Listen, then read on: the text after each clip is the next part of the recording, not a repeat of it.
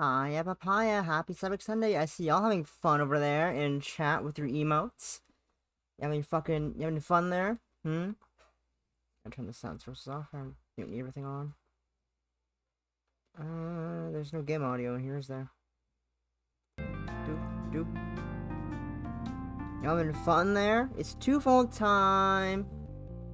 After all that BBH and after all the memoing. It's time for twofold. You've been waiting for it. Bunliv has been waiting for it. I'm waiting for it.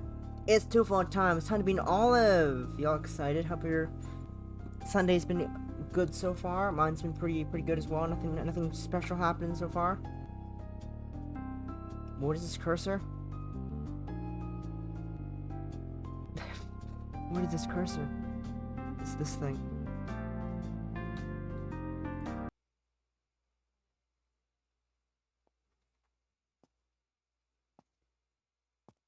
College will open new paths for you, is what my mom had always said. I took those words to heart, despite my usual cynicism. Even as my high school friends drifted away from me over the years, and the stresses of moving out and living a lone mountain, I continued to believe in them. Then came today.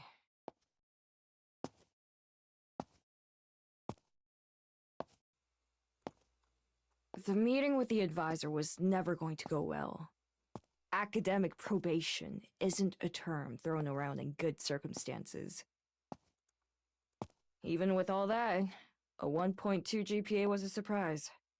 5 whole credits. After cruising through school before college, it feels like a bad joke when I repeat his coldly delivered words in my head.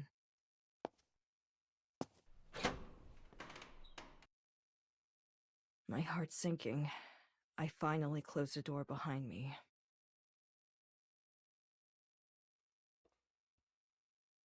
A chapter of my life closes with it.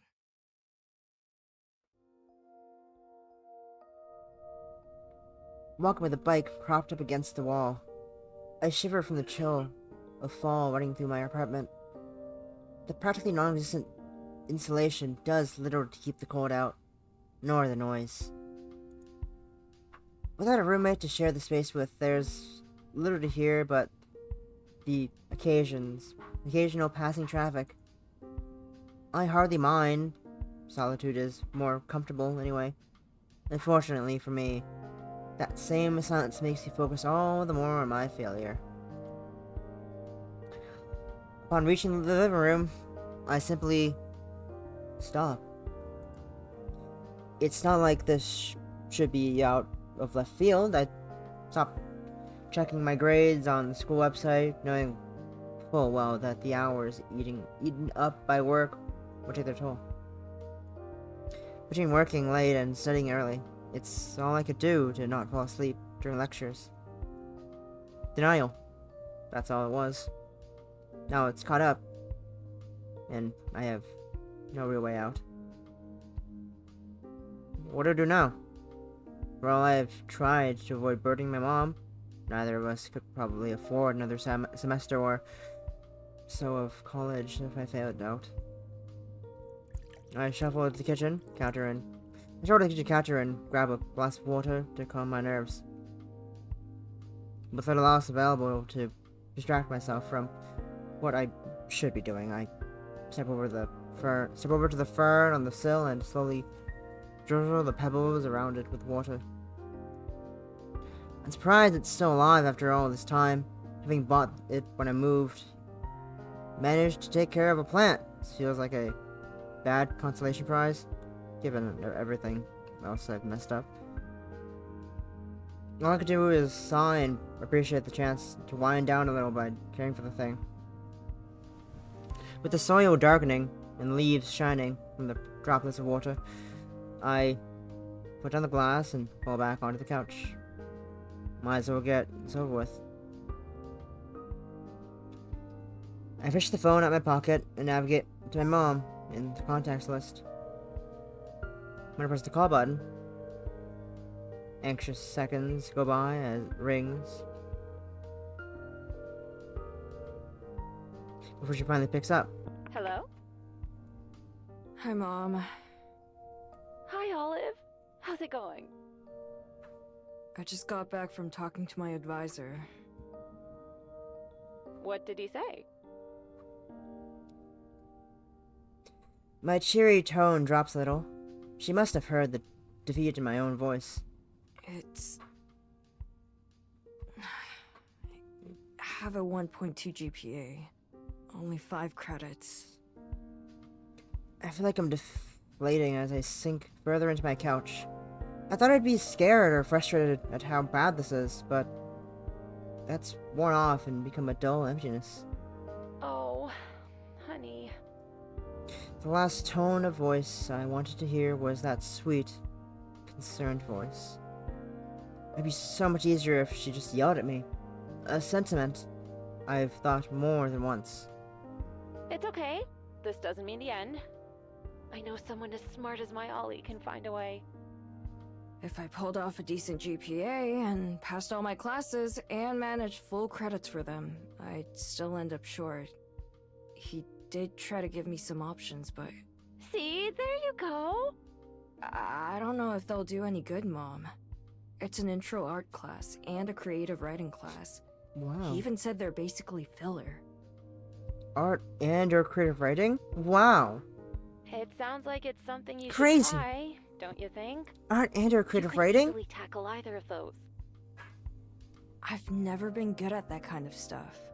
You know that. You can only give your best shot. I think that's more than enough. You've been through harder trials in your life, and you've overcome those, and you're so much stronger for it.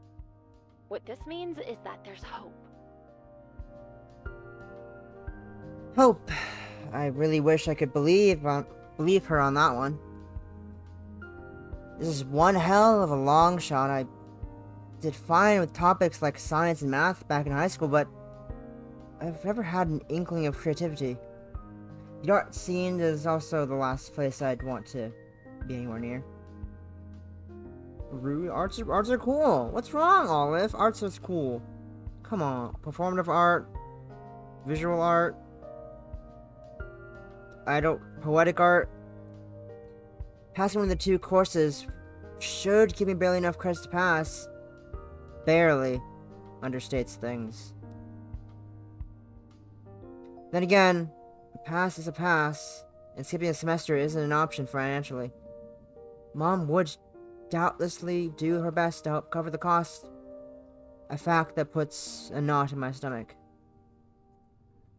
All this just trying to rationalize away one simple fact. She's right. I'll do my best.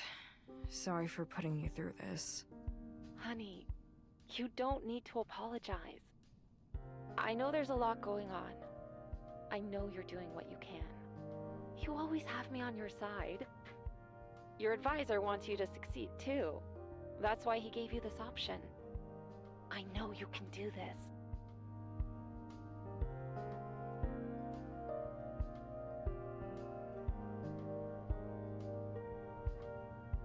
Here it is.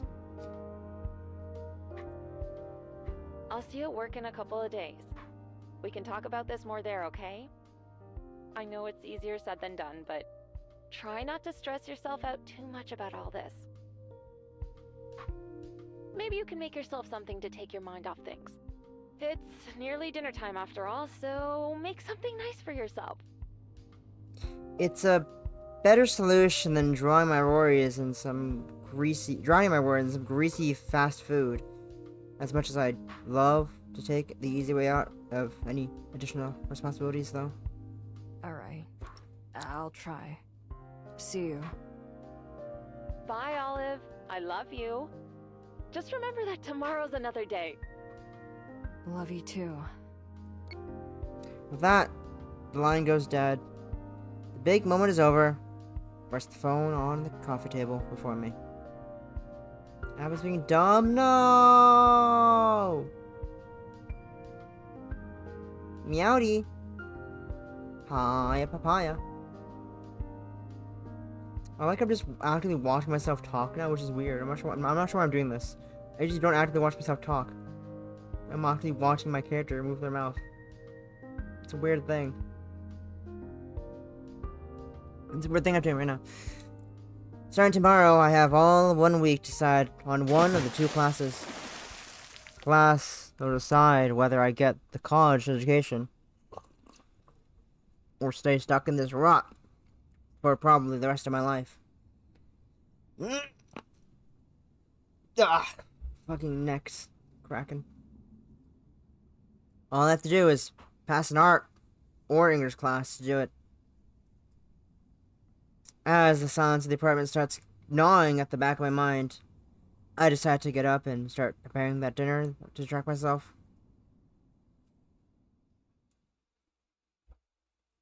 Wow! Prologue by a thread.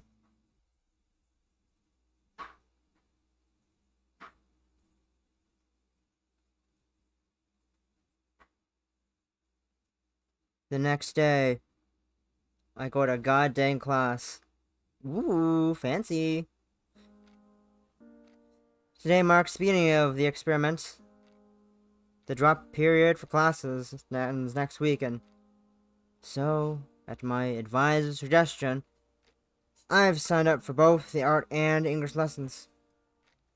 The plan is to sit on both, decide which is best for me, and drop the other. I need to survive, and I'd rather not suffer my already full schedule any more than I have to.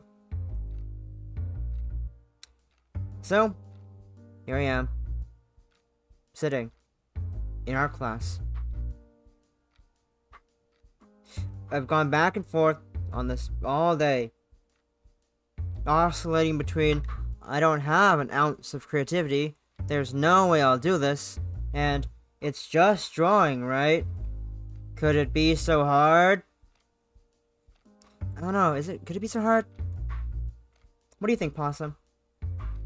It's just drawing, right? Could it be so hard? Could it be that hard?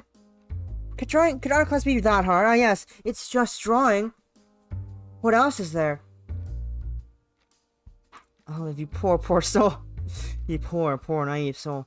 And from there, we will cover the Futurist movement, which after its founding in 1909...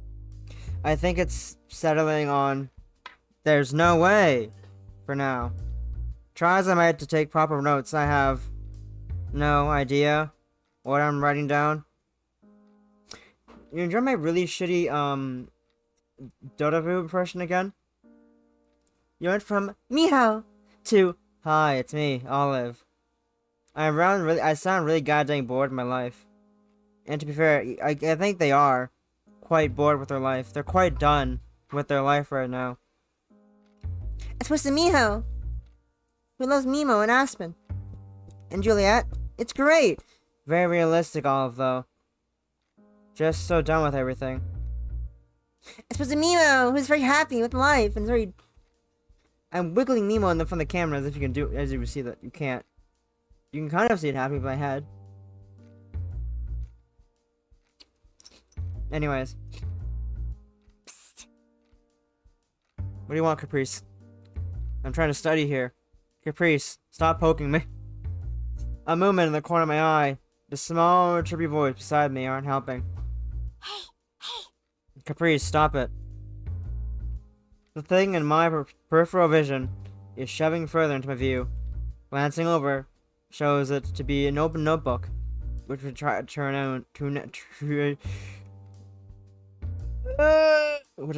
out. The notebook slides back and forth in response, tapping on my own book as I try to write. Grimacing only spurs them on. Now we're sure that they have my attention. What do they want from me? I lightly slap my hand down on the paper, stopping the movement, far from being discouraged. The culprit beams back at me as I glance over. Hello. cast against the window beyond her. The light smiles. The girl smiles cheerfully. The two of us couldn't look any more different as I stare warily at her, the sun behind her, paling in comparison to her own bright nature. She gives me a thumbs up for encouragement, and a bemused furrow brow. I might as well humor her at this point.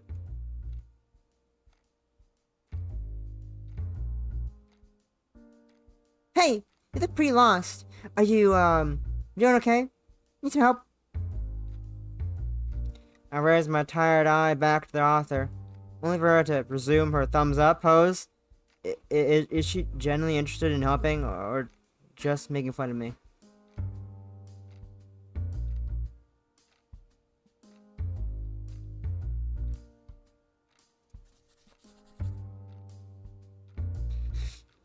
Would it be too rude to add that she's only making it harder? Just trying to focus. I decide against it and slide it back. Yeah, I know, it's hard. This guide teaches it so boring. But listen, I know all about this stuff. I can help you if you want.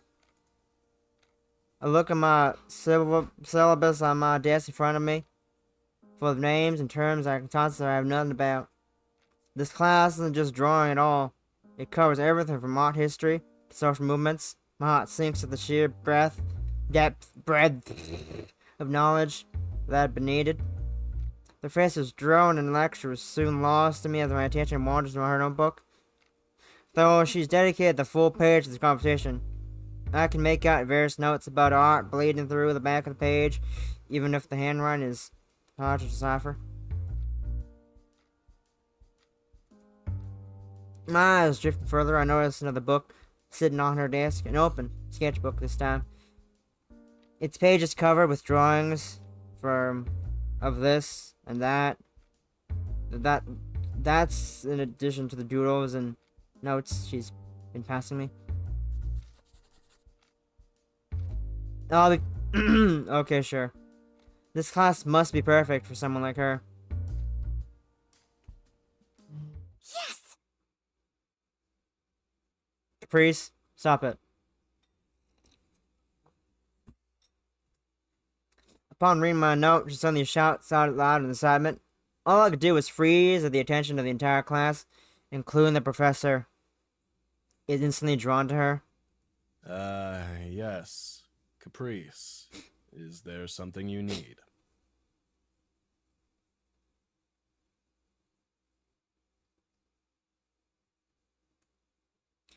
His pronounced sigh makes it all too obvious that he knows this particular student all together too well.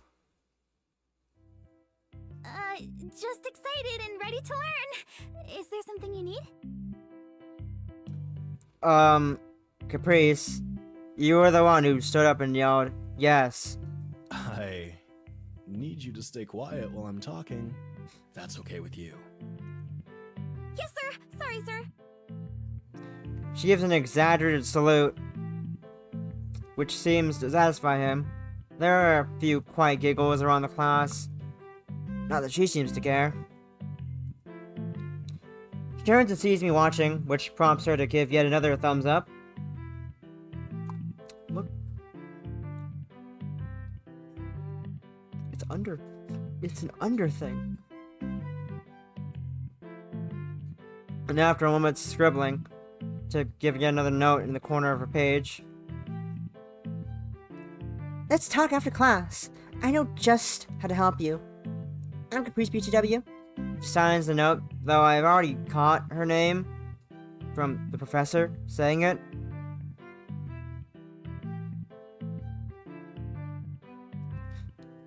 I figure I might as well reply one last time. Thanks. I'm Olive.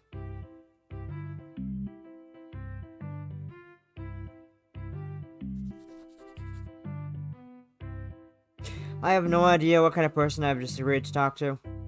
Is she normally this type of pass notes and shout out during classes?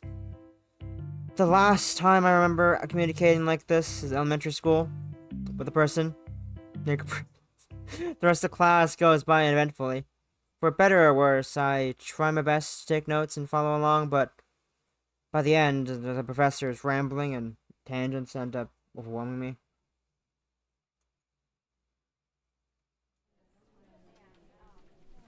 Olive! Yes. Before I could even leave the classroom, I'm accosted by my new acquaintance. I had planned on waiting for her outside the door. Olive, right? Olive? No. I can't think of another word for olive. Fuck. That's right. I'm Caprice. Nice to finally talk. That's right. I'm sorry. What was that? I can't go back, can I? What kind of handshake was that? I'm Caprice. Nice to finally talk. What kind of fuck? That handshake is... We're shaking hands right now. Nothing else is happening. We're shaking hands. She extends a hand, which I take. Her shake is surprisingly firm and fast. My arm being yanked around by the slight figure before me. Yeah, so... listen. I'm the president of the art club here on campus. Oh. Well, not the art club, but one of the art clubs. The better one. Forget about that other one. Why do we have multiple art clubs in this school? In this class? Would you say class or school? In fact, forget I mentioned it. There's only one art club, and it's mine. Uh-huh. Oh, no. And you see, we're looking for members. Any level of skill will do.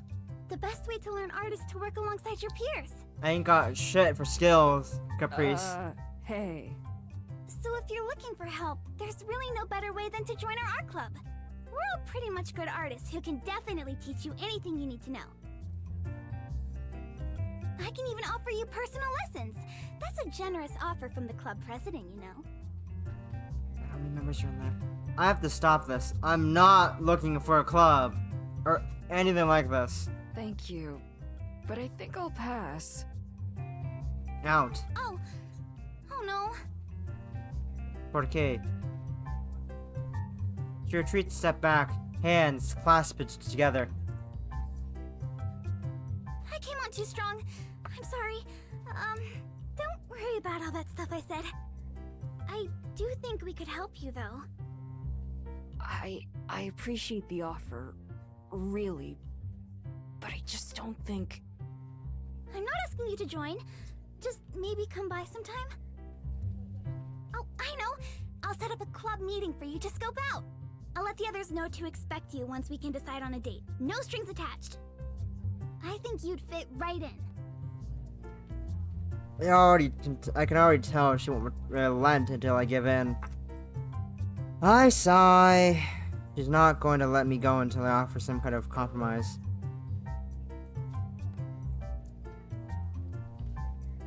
Okay, sure. I'll give it some thought. Awesome! Trust me, it'll be great! Anyway, I gotta go. See you around, Olive! Bye. She pats me on the shoulder and runs out, leaving me in her dust. If I don't go, she'll definitely confront me about this next class. I'm not looking for a club to join, though. I'd rather not deal with someone so high energy. Maybe just sitting in won't hurt? I don't know. Hi, Hasu. Hi. Look, it's my daughter. My daughter.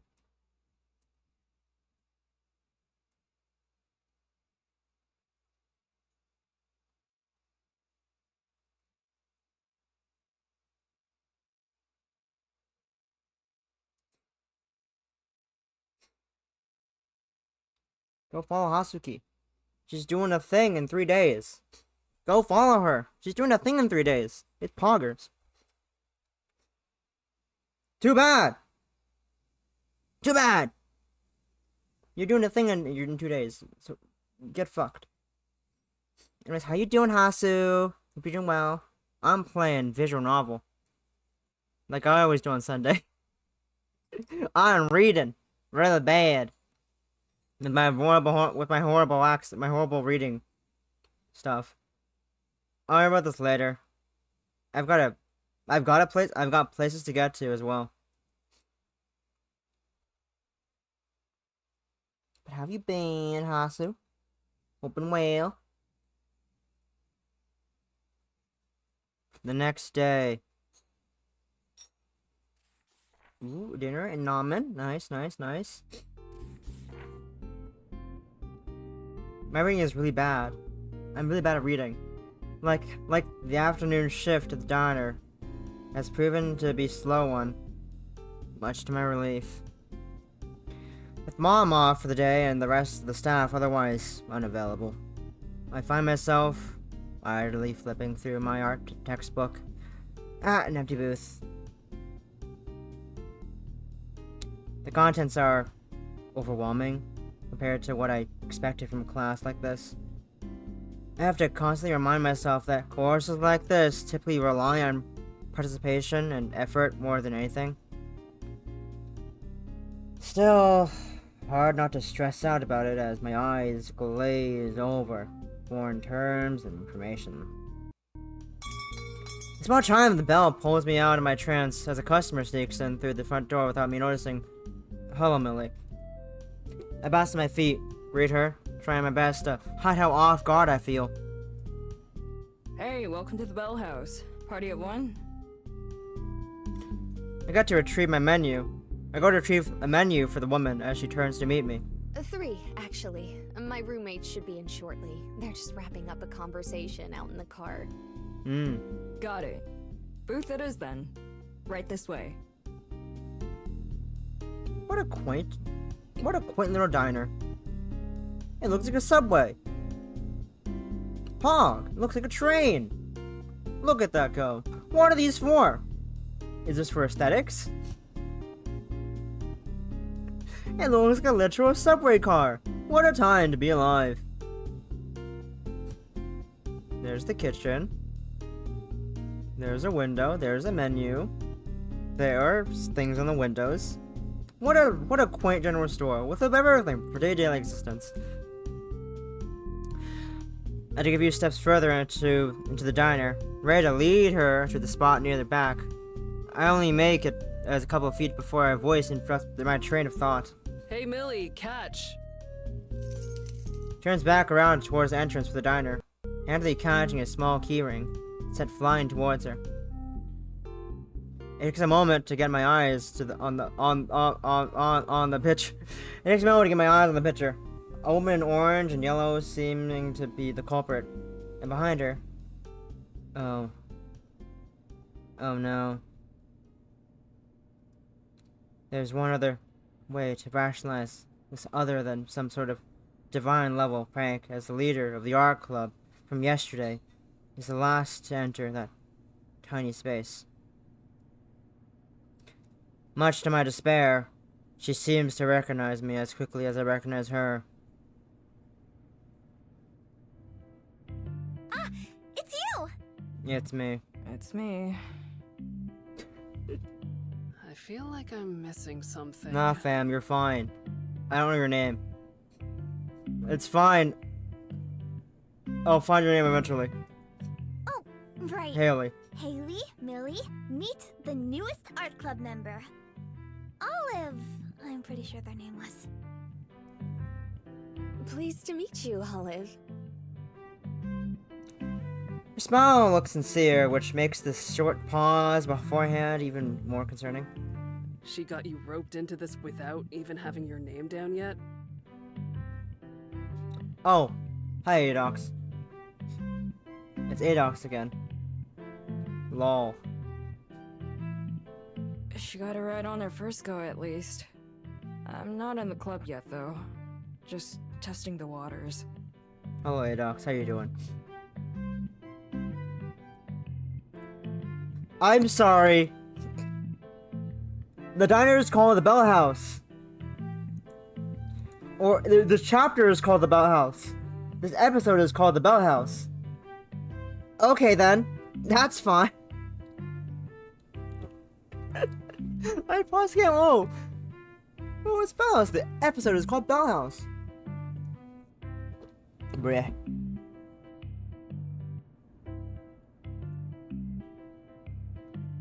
It's only a matter of time. Uh-huh. Anyway. Wanting nothing more to be done with the interaction, I spin myself. Funny. Well, good fitting. I spin myself around and start making my way back to the diner, beckoning them to follow. It's hard not to notice Millie glance at the textbook I had left out on the trio passed by it. The three shuffle in, Caprice and Millie on opposite side, Haley opting to follow in after Millie. After I pass them their menus and pretend to look busy by wiping down a nearby table, the three make idle chatter as they talk about our offerings.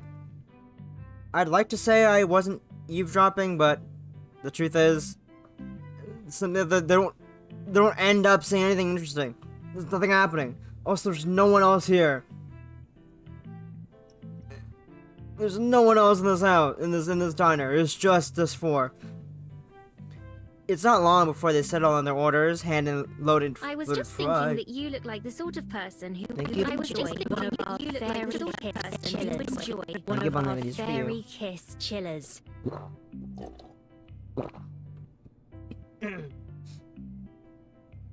It's not long before they settle on their orders. Loaded fries for Caprice, a chicken sandwich for Millie, and a breakfast platter for Haley.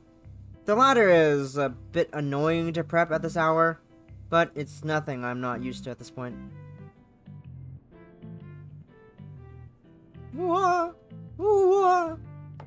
I carefully sit each plate in front of its intended recipient. The fries give me a bit of a scare with a near spill, but Caprice helps save the dish in the nick of time. Order an Aspen? I'd like to order a 1 foxtail latte, please. You should be well acquainted with foxtail's latte, Olive. Sorry. I had to order 1 foxtail latte? What the hell is a foxtail latte? You should be acquainted with that. You should be acquainted with what a foxtail latte is. And why would I be acquainted with a foxtail latte? Enjoy. Just speak up if you need anything else. Coffee. It smells great. Thank you. In a small wave, I leave them to their meals, taking my seat back in my textbook a couple booths over. My eyes continue to glaze over the writing and images. The entire book is nothing but a jumbled mess to me. It's more logical approach to the arts contradicting the hands-on approach to the class. To relieve the strain of my eyes, I occasionally glance at the diner's current guests. Emily's quick to steal a fry or two from Caprice, with Caprice matching her roommate's thieving by taking a fork full of hash browns from Haley's plate. The laughter and back and forth you'd expect from stuff like this is more subdued than you'd expect, but they seem to be enjoying themselves. And then, Haley spots me. I try to avert my eyes, back down to my book to feign ignorance, but it's too little too late. Hey, whatever your name was. Olive. Hi. Sure, let's go with that. With Billy glancing over Caprice's shoulder and Caprice's head spun around, it looks like I am not getting out of this. With a resigned sigh, I stand up, approach the booth again. Don't suppose this is just you asking for a refill? Haley seems to consider it for a moment, glancing down at her half-empty cup before deciding against it. Maybe in a bit. Just figured you wanted to chat with you staring longingly at us like that. Hi, Adox. Chris and Millie share a glance. Internally, I cringe. Thanks for wording it so precisely, like that. Haley, I have known you for an approximate 5 minutes, and I already feel like I'm hiding away forever. Sorry, that textbook was giving me a headache, and there's not much else to look at in here. Studying at work is impressive, though. You must really be invested in the art class already, huh? Not at all, sorry to say. I've actually got another class tomorrow as a backup plan, in case the art one doesn't work out. Oh, really? What kind of class, if you don't mind me asking? The class you're in. Don't ask how I know that. Huh? Just intro to creative writing. Some small filler thing. What? Priest slams. Why are we here now? Why are we now at the door? Caprice, what have you done? You've warped the space-time continuum. Not why are we at the door? Caprice slams both her hands on the table in shock, her head quickly turning between Millie and I. Her reaction, combined with a sudden grin from Millie, has me an indescribable level of terrified. Well, today's just full of coincidences. I happen to be the leader of the writing club on campus. We have our first meeting of the semester tomorrow afternoon if you're interested. She retrieves her wallet, pulls out a small business card, and scribbles a room number and a time back before passing it over to me. Why do you carry business cards? What? If the art club doesn't work out for you, I'd be more than happy to help however I can with your writing course. Why do you carry business cards with you, Millie? Wait. Olive, the writing class is going to be a real challenge. If we're thinking of the same one, Millie took it last semester, and I swear I saw her writing 8-page papers every other week. I had already been nervous about how tomorrow was going to go, and that definitely doesn't help. You're exaggerating. Besides, that textbook Olive was poring over didn't look like much of a pleasant experience either. I can't argue that point. I can! I've had the same professor in another class. We'll hardly ever use the book. Either way, a little bit of studying and some doodling is a heck of a lot easier than what you went through. I love my earbuds fucking cutting in and out every now and again. This is great. Says I love when it the does one that. spending It's days great. At a time stressing about inspiration and color composition. Breeze glances daggers into what I had assumed to be her friend. A far cry from her smile yesterday. Millie pretends not to notice, going back to her sandwich after I tucked the card away in my back pocket. We're still warped to the space-time continuum of the entrance to the diner, though. I turned to Haley, looking for some kind of explanation. I met with a raised glass, the half-melted ice cream clanking against it as she shakes it around. Lemon line. Thanks. Coming right up. Okay. Very helpful, Adox. Very helpful, Haley. You're very helpful there. Very, very helpful. The next day. You're a lot of help there, Haley. You know? Just like how the writing class ran longer than I had liked. The professor definitely belonged in that course, with a clear love of language and words. A lot of words. The syllabus didn't enter our hands until the 10 minutes after the estimated end of class, and the rigorous requirements listed on it didn't make me feel any better.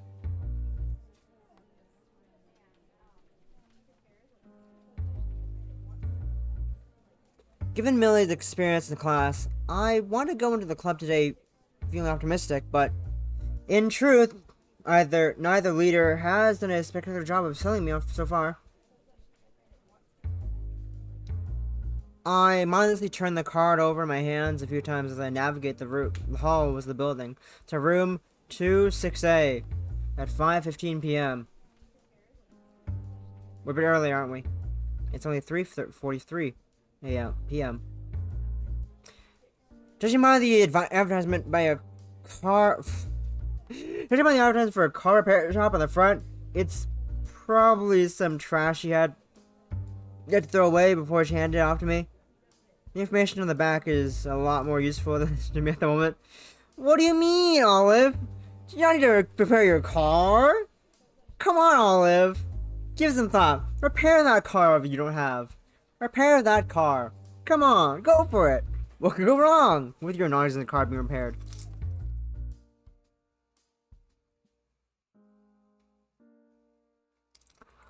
I'm on the right floor at this point, at least. Now it's just matter of finding the right door. The only thing unusual in this hallway is a lanky guy fidgeting nervously outside of one of the rooms. The club room, as it so happens. Huh? Oh! Given by the way he jumps back, it seems my presence had gone unnoticed. Hi. Getting a decent look at his face, something seems familiar, but I can't quite place it. His widened eyes seem to imply he's come to a similar sort of conclusion. Olive? Olive Penn? Who are you? Yeah, that's me. And you're... Your father. We shared a few classes back in high school. I don't blame you if you don't remember. I go by Darren now. Darren Baker. It him. Who is him? Who is he? Darren Baker.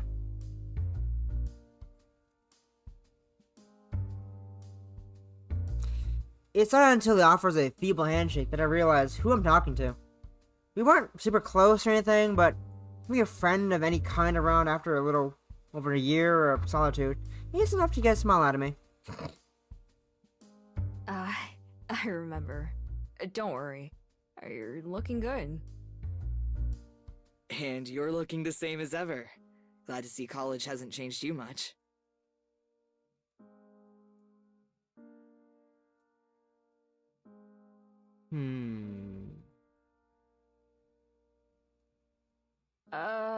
Well... Thank you. I think I might be overdue for a little change, honestly. Thank you. I was trying to figure who the fuck that voice was. I was like, familiar. I end up greeting with a small chuckle to play it off, which seems to satisfy him as he retains his smile. If only you knew that half of him. As much as I'd like to do a bit of catching up and continuing avoiding the matter of hand, I'm becoming more and more aware of how late I'm running. Anyway, are you here for the writing club too? I glance down at the card to triple check the details before returning my attention to him. He gives a dejected nod without so much as glancing at it. Yeah. That was the plan, at least. Something up? What's up? It's just more crowded than I was imagining it. Lots of noise and talking over each other. I poked my head in for a second, and that was enough. Eesh. Yeah, I can't blame you. That's a fun little capital E. What's a fun little E there? It's good to hear that, it's active, at least. I could definitely sympathize with Darren's situation, and it's a sentiment I'd echo in any other scenario, but sidestepping it, out of the question. I've already committed to checking out Caprice's club, so at this point, I'd better get as much options as I can. Well, wanna check it out together?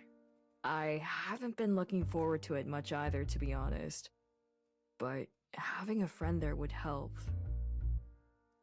No pressure though. I fully expect him to turn down the offer.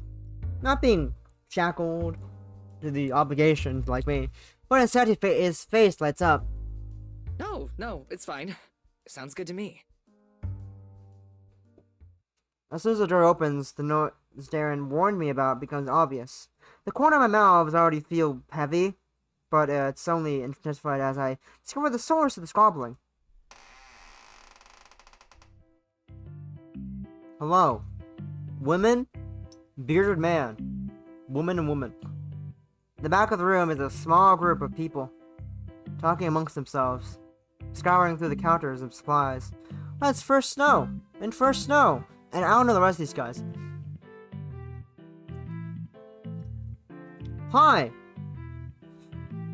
The lone woman sitting on one of the desks is entirely silent, tapping away at her phone as noise assaults her from both sides of the room. 3 from first snow, and 1 from right was afternoon.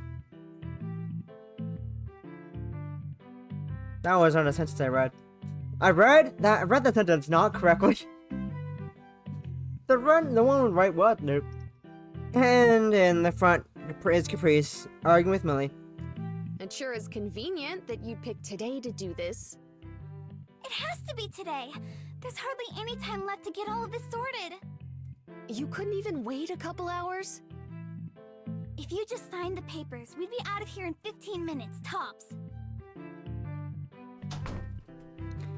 The two continue their head back and forth a bit longer before suddenly stopping and swiveling, their heads at the door fully open and to reveal myself and Darren. Oh, what a coincidence! Hi. What up? You knew I was coming. You heard Millie offer as much yesterday. That didn't necessarily mean you'd show up. I thought for sure you wouldn't have bothered. Why? Millie seems eager to respond, but instead just stands there silently fuming. The threat of a retort almost scares me more than if she actually chose to speak up. Caprice seems unfazed by her friend's body language, instead turns her attention back to the room. Hey, you guys! This is Olive, the person I was telling you about. Hello, First Snow. The woman glued to her phone doesn't react, but the 4 in the back turn around to face us. Having just a couple sets of eyes on me is enough to make me want to shrink away with my vest, and let alone 6. Oh, hi. I'm Allison. Nice to meet you. Caprice has told us a bunch about you already. A small pause seems to imply that that's the end of that interaction, much to my relief. Allison bumps her elbow into the arm of the woman beside her, which unfortunately seems to be enough to keep it going. Eileen. Yeah, good seeing you. We're a bit busy now, though. And with that, she turns back around and continues piling miscellaneous colored papers and craft supplies under her arm. With a small sigh, Allison resumes her work as well.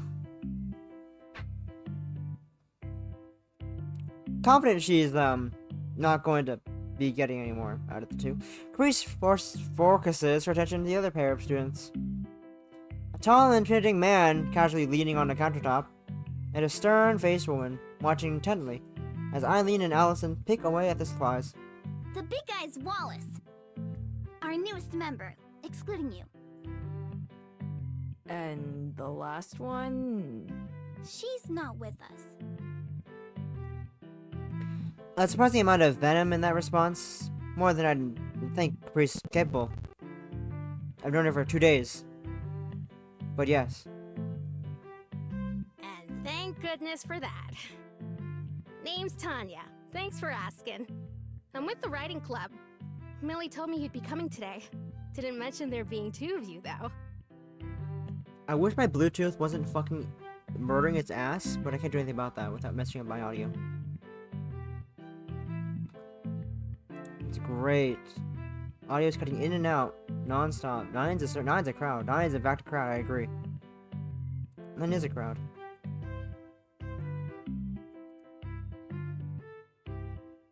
On that note, Having had enough of this distraction, Millie makes her way back behind the desk at the front. She pulls out a pen and swiftly jots down her signature before beckoning Caprice over to retrieve the paper from her. Here's my signature as assurance that I'll finish filling out the form after the meeting if it makes you feel better.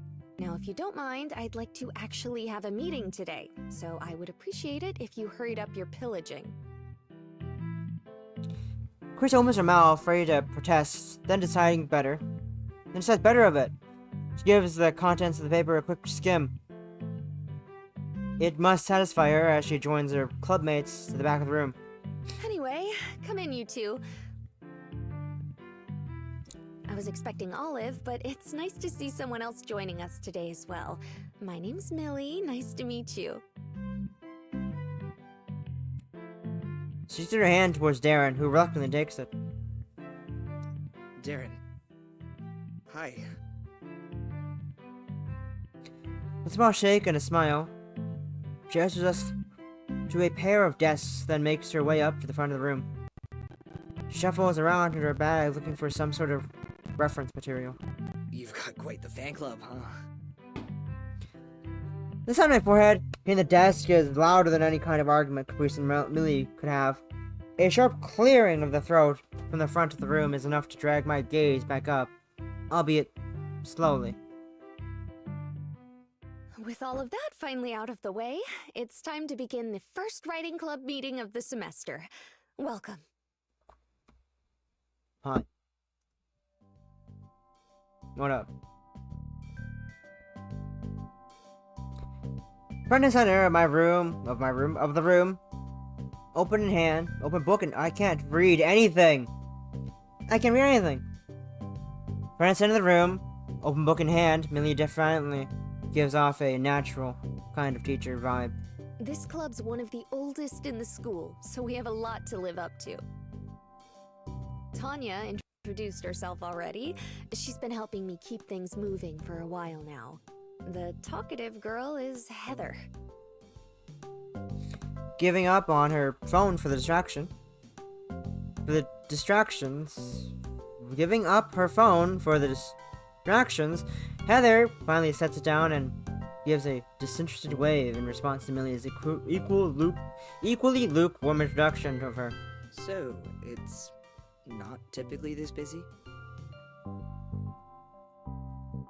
Heather smirks, though it's hard for me to gauge why. Oh no, I'm so sorry about the bad first impression. Things are typically a lot quieter.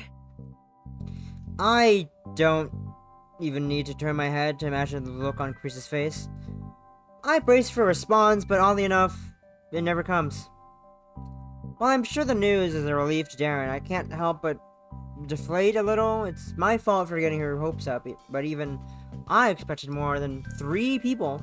Granted, Caprice's 4 isn't exactly a huge improvement.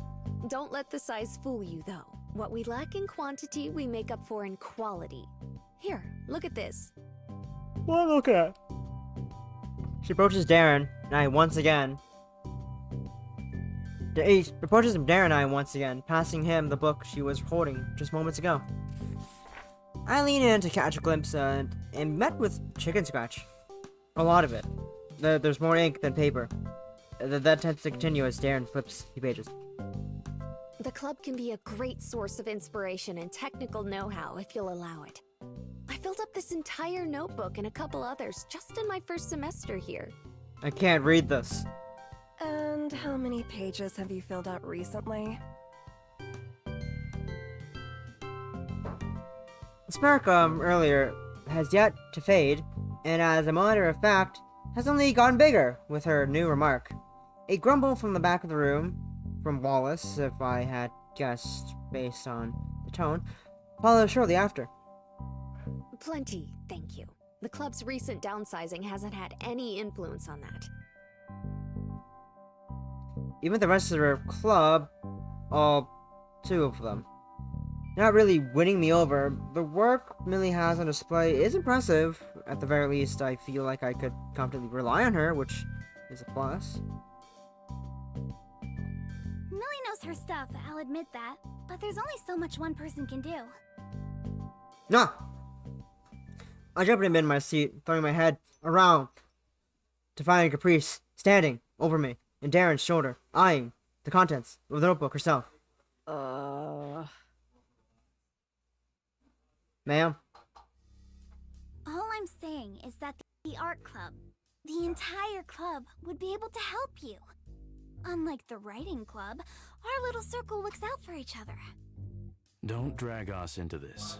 I agree, Wallace. Too late for that. I agree, Eileen. You too, Wallace. Without averting her gaze, from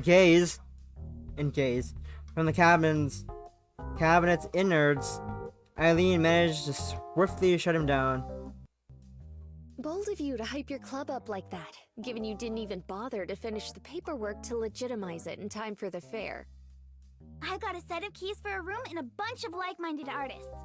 Being recognized as official would just be a nice bonus. Pretty sure I have a pair of keys that you commandeered for yourself.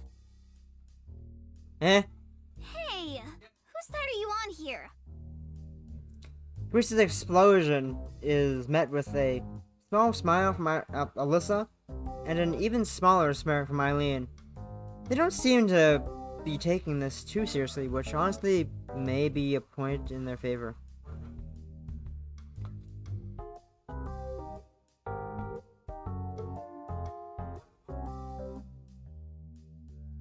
Thank you for offering to share your space, by the way, Millie. We appreciate it. Even if Caprice won't say so. Come on, not you too. You're very welcome, Allison. May has a genuine talent for mixing sincerity and a underlying smugness almost perfectly. Anyway, if you're all Anya. done chatting it up, we're gonna need you out of here soon. We were promised 15 minutes and you've already used up 5 of them. Yeah, we're going. Just give us a few minutes to finish grabbing everything. Wanna help us out, new kid? Eileen continues her work, not bothering to turn around as she addresses me. Luckily for the best, given the mutual surprise on Caprice and I's faces. Huh? If you're being dragged into the group, you may as well start getting used to it sooner rather than later. But I'm here for the writing club meeting. What? No! I was gonna bring them to an actual club meeting. Show them the best we had to offer. I had plans. Ma'am, I'm here for the writing club meeting. I didn't expect Caprice to object before me. Eileen merely shrugs in response. I also haven't really committed one way or another. Oh, I've heard that one before. 3 times, actually. Ha ha ha ha ha ha. Jeez, what did I do to earn all this sass today? To be betrayed like this, time and time again, it's more than my poor heart can take. Caprice cranes her... I just did that. Caprice cranes her neck back and places a hand on her forehead in a display of theatrics, prompting a couple of smiles out of Alyssa and Wallace. Far cries from the smirk that seemed permanently glued on Heather's face. The thought of Heather is enough to remind me of my current situation, and I sat back to focus my attention on Millie and Darren. The latter seems content to keep paging through Millie's notebook as a means to staying out of the conversation, but Millie, obviously trying hard to hide her transparent frustration with a smile. It's fine. It'll get them out of the room faster and we'll have time to catch up after you're done. Win-win, right? She couldn't sound more disappointed if she tried. And boy, is she trying. I don't want to flake on Millie or Darren, given I willingly put myself in here with them. But at the same time, it'll only be a few minutes and that'll tell me way more about the art club than a fully planned and rehearsed meeting would. It's non-committal for the now either way, so I guess it isn't a big deal, but it's hard to not feel anxious about it. No! Oh no! Whoa, whoa, wee! Wee! Wee! Rip your eyes!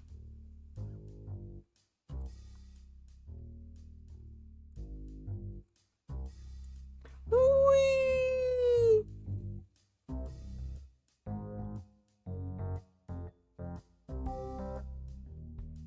It should only take a few minutes.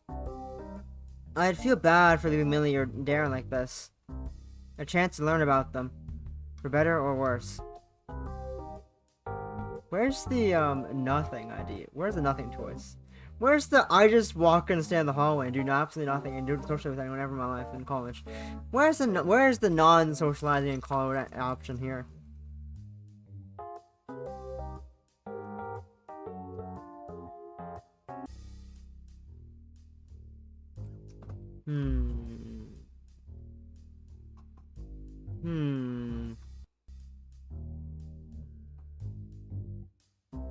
I wasn't expecting to make choices early in the game. I wasn't expecting to make choices this fast. What the hell?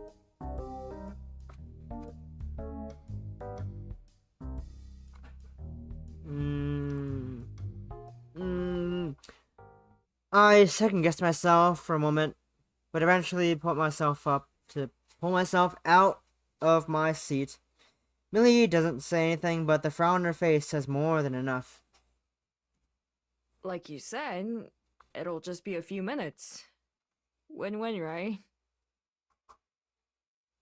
She responds with a faint nod and even fainter smile, pushing her disappointment as far as the back of her mind as possible as she turns her attention to Darren. I wish it helped make me feel less guilty about things, but it doesn't. As I approach the back of the room, Tanya takes notice and starts making her way from the group. As we pass each other, she gives me a couple of taps on the shoulder. Hopefully they'll stay in line if they have a newbie to impress. Good luck. And with that, she takes her spot next to Darren and Millie as I shuffle to the back of cabinets. Howdy. Howdy. Hi. Open that cabinet there. We need any printer paper and glue you can get your hands on. The proper stuff, not sticks.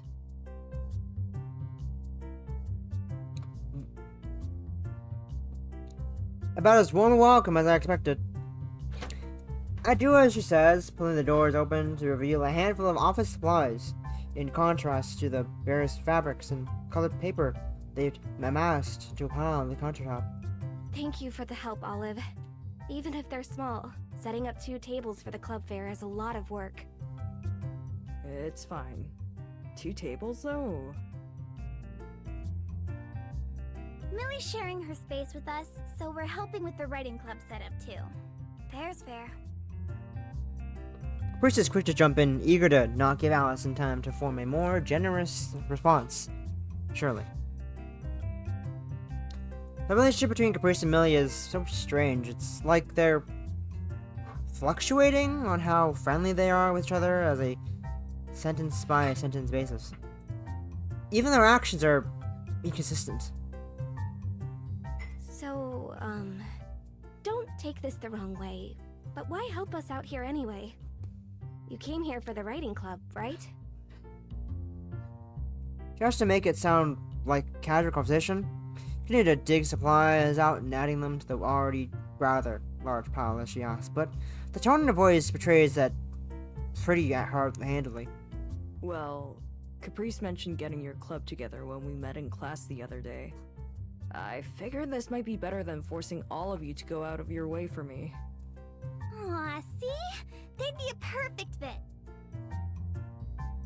Allison's smile reinforces Caprice's statement and forces me further into a cabinet to hide my blush. Well, I'm glad you accepted my invitation because we've got things to discuss. Uh-huh. That's definitely up there on the list of most intimidating ways to avoid a conversation. We got shit to discuss. Allison was right. Caprice has told us a bunch about you already. Standard stuff. Flunking out, hoping to use the club as a lifeline. I emerged from the cabinet, tossing a couple of stacks of unopened printer paper on the stockpile. Eileen's face remains unchanged as she continues sorting through her own mess. I hope she said more than that. She has. She talked about you being nice and hardworking, and being a good cook. Though I'm still not entirely sure where that last part came from yet. I shoot Caprice a glance, whose only response is a sheepish smile. Yeah, sure, great, but none of that is relevant to the point I'm trying to get to. You're only going to get out of us as much as you're willing to put in. Don't expect any handouts, at least not from me. Right to the point, huh? I guess that's fair, as much as I doubt my ability to live up to the standards she seems to be expecting. When did you get so soft, Eileen? What? That's soft? Don't know what you're talking about. Allison pauses, her rummaging in her moment to pat Eileen's back a couple times. Eileen freezes up upon the physical contact, but both resume their scavenging soon after. Eileen may be scary, but she's right. As long as you put in the effort, everyone here will be more than happy to help. Right, guys? Sure. Well, if I can, I suppose. I'm not really great at drawing and stuff myself. Better than where I'm at, I'm sure. I'd appreciate it. Bree shifts her eyes to Eileen to get her final confirmation. The silence hangs awkwardly for a few moments before Eileen pulls herself out of the cabinet and returns to Caprice's glance. Like I said, if they can prove they actually want to put in the effort, I'll help. But I'm not a charity case. If you're dragging them in, they're going to be your responsibility. Oh, come on. It'll be a team effort. Uh-huh. It's relieving to hear that everyone would be willing to help at least a little, but I wish these two weren't so willing to try pawning me off to each other when I'm standing right here. I'm capable of doing the work. I'm just trying to make sure the work I'm doing is good enough. That sounds more than fair. Here's hoping. You really are playing softball today. Anyways, get the fuck out of here so I can get back to my writing meeting. Eileen's grumbling from the cabin signals the end of the competition, as the other club members resume their stockpiling efforts. Caprice opting to squeeze in next to me to double check my work. I'm thankful to work in relative quiet after being grilled from the get-go, but at least I left that competition roughly knowing where I stand with all the learning, I think. With everyone focused on the task at hand, the pile of loose supplies starts looking heftily left for the club to consider their job done, closing up the various cabinets and drawers as they organize the hall. Sorry for dragging you along, Olive. How? Thanks for the help. See you at the fair, I hope? One way or another, I guess. I haven't settled on anything yet. Yeah, I know. I'm positive you'll come around in the end, though. We'll see.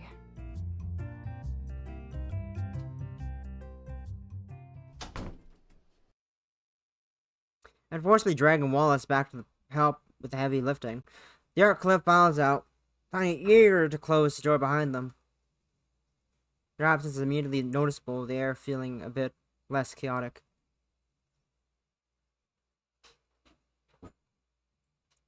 That typically comes as a relief, but the energy they carry as a group almost feels contagious. A thought that keeps coming to mind as I resume my conversation with Millie until the end of the meeting.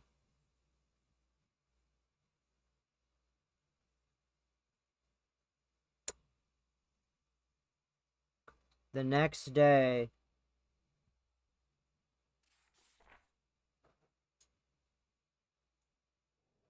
Friday. Every student's favorite day of the week.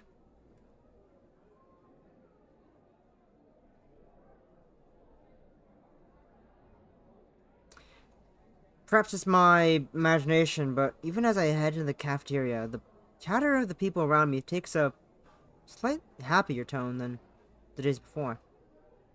As for me, my mind is still occupied with thoughts of clubs, classes, and my last-ditch gamble to survive the semester. My stomach grumbles, the smell of food from the table is only reminding me of my hunger. After skipping breakfast in my rush to get to close to school, I need something more than a cookie from the nearby cafe to get me through the day. Food is nothing amazing, but I'm hardly picky. At least lunch will be a brief break from my worries, where I could forget... Olive! Thing. Olive, hey! So much for that. Chris waves at me from her table. She has an uncanny knack for detecting my presence in the room, however crowded and busy it may be. I resign myself to my fate and take a seat on the woman, as the woman next to her gives a small, polite wave. Hi, Olive.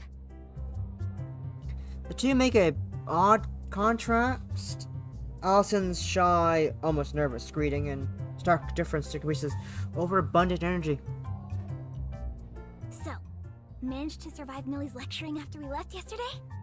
It was pretty quiet and low-key. Nothing that extreme. By quiet, you mean boring, right? No, I mean quiet. Hey now. Yep, it was boring and terrible. The typical writing club MO. Now Heather has appeared, which can only make things worse. Things better, yes. Even though she's decided to walk up and invite herself for our conversation, she doesn't seem all interested in giving us her full attention. Engrossed in her phone, as usual, she barely looks up to address us. What? Chris is visibly annoyed. With Heather, she's only reacting. With Heather, she's only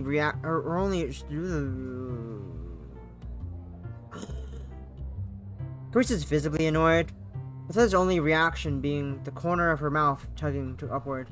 Heather's passion for pressing people's buttons doesn't stop with Millie, it seems. Well, Olive, don't feel obligated to give them the time of day. We'll get you through the semester easy peasy. Right, Allie? Yeah, of course. Right again. The club is nothing more than a waste of space. Hey! Nobody asked you! What? We're agreeing, aren't we? You're weird. Heather, you're weird. You're a weird lass, that you. Heather's managed to frustrate Caprice in silence. As impressive a feat as any. She seems to notice my bemused reaction, face suddenly rebounding into a grin. I still owe you a proper meeting. You'll come, right?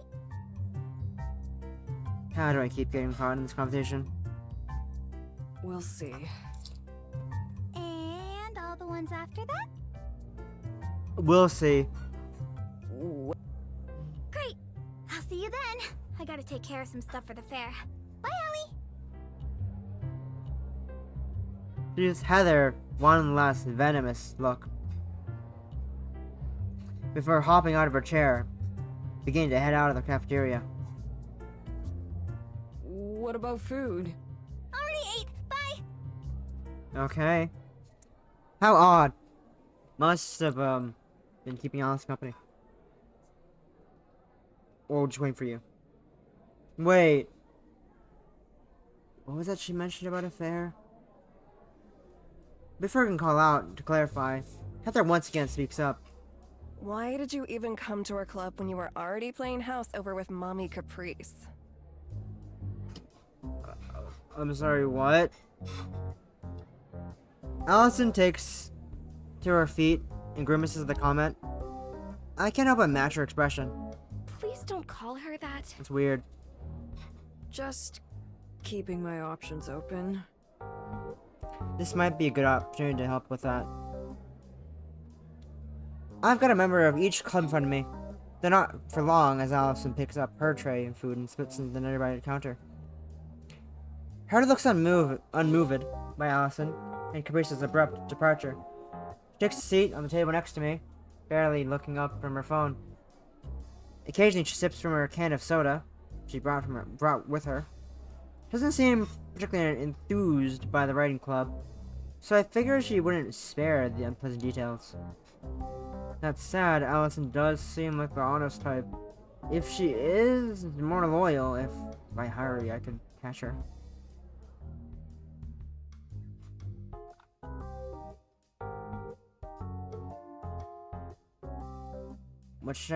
Who should I reach out to? Anyone's a better opinion than Heather. Her perspective may help, but... Ugh. Oh my god, so many choices. We're in the first chapter still, what the hey? Why are so many choices being given to me?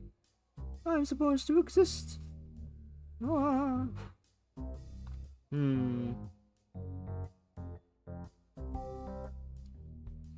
I had intended to get food, but I can wait. This is likely as close to the full attention I'll ever get. So, about the writing club. Don't ask me. That was fast. But you're a member, right? Sharp as a tack. I was worried it may have flown over your head yesterday. Where are your pupils?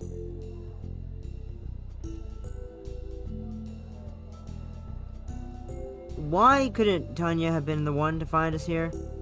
I'm tempted to cut my losses and walk away, but... Are meetings typically like yesterday? Who knows?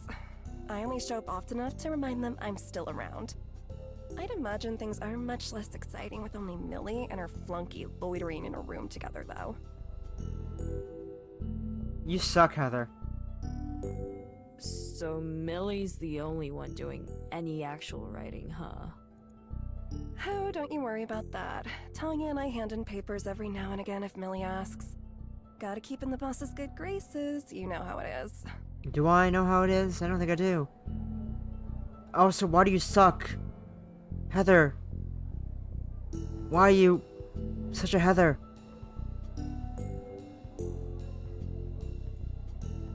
You're doing a fantastic job of that, I'm sure. Why are you such a Heather?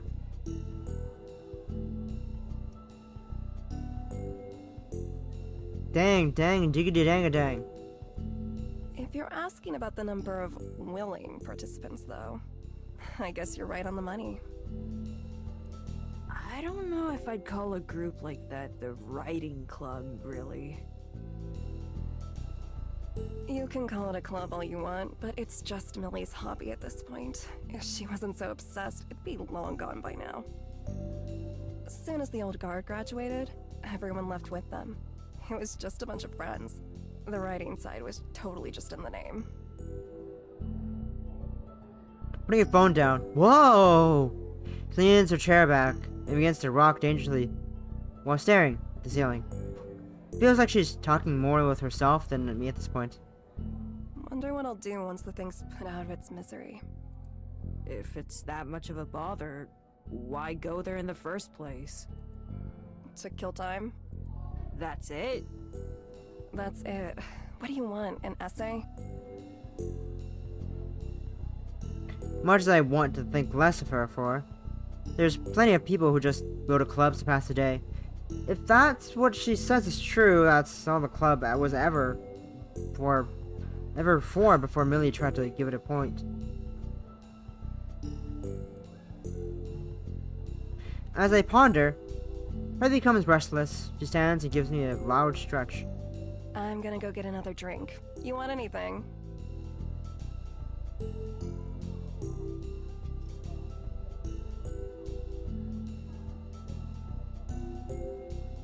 Who are you? Whom are you?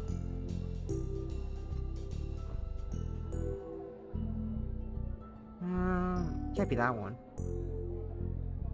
If you're offering... And she's gone. I guess I should have seen that coming. And she walks off with some frustration. Looks like no matter which club I go for, I'm going to be for a trial. Who are you? I can't recognize that voice. I don't recognize the voice. I feel like I do, but I don't. With class still some time ahead of me, I found myself wandering the halls, going over my choices in my head. Sup? Hey,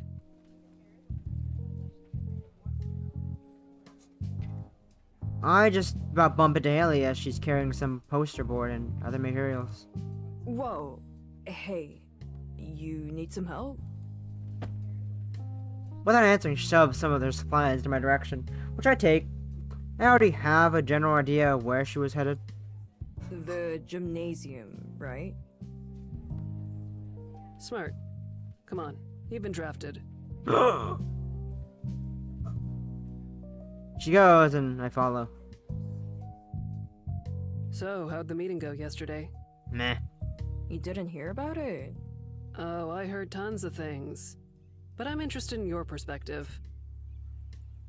I would love nothing more than to give a 5-minute mental break from my Caprice and Millie war.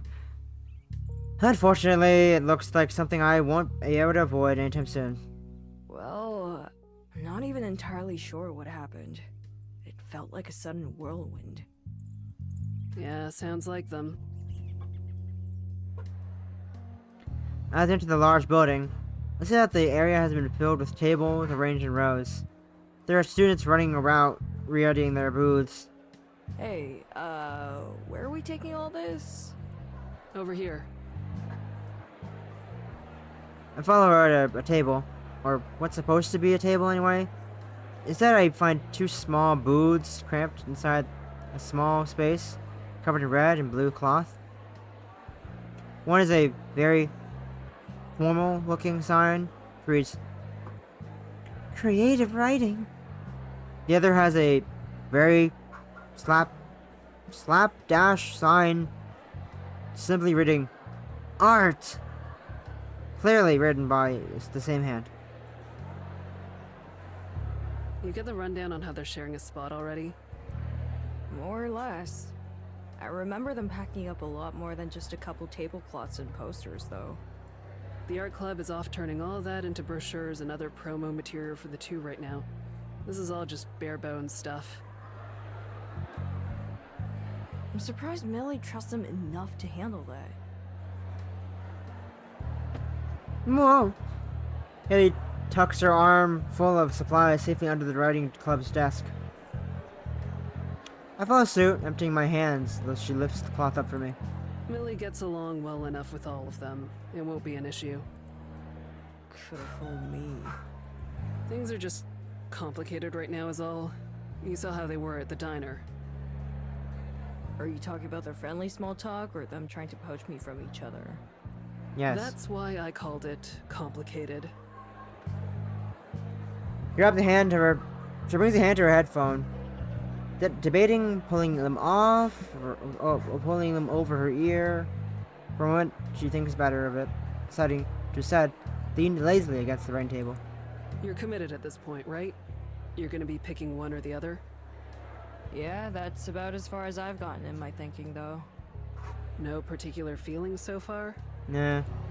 Ugh, tons of feelings. Most of them dread. It all sort of cancels each other out.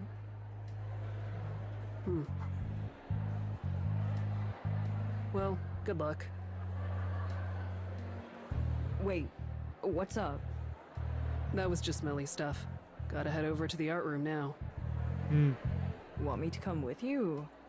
I've got it covered, thanks. Once again, the headphones coming up steadily at the end of the conversation. She pulls herself up from the table and starts making her way past me without any further elaboration. It may be impossible to decipher Millie and Caprice's goings on, but trying to get a read on their roommate is an entirely different experience. I debate sticking around or to catch her again, but decide against it and make my way out of the auditorium, going out of my way to leave through the opposite doors.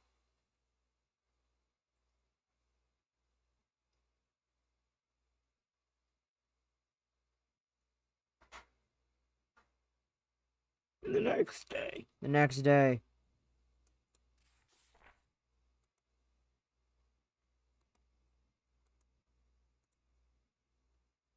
I'm gonna go dehydrate real quick. Be right back. Theaters in time. Let's go.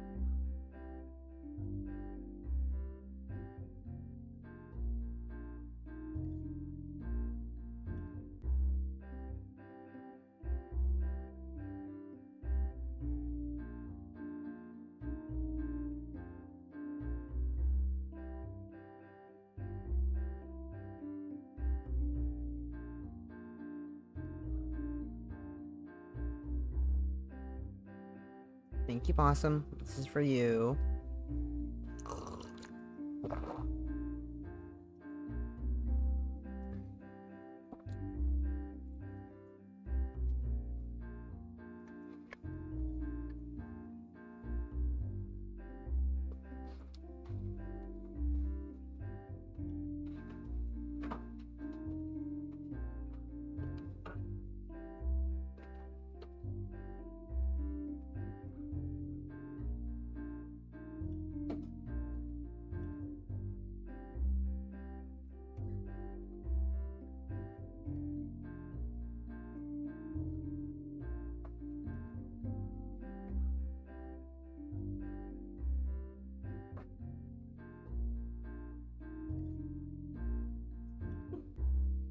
Oh, that's the long throw?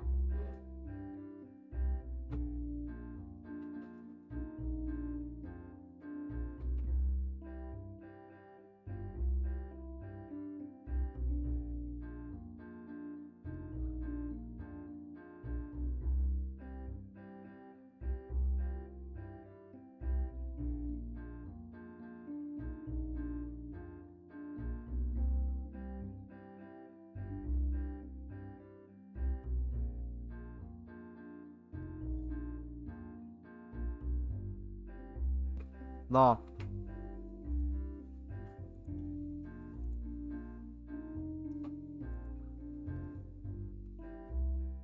Today marks a day so rare that I can hardly remember the last of it.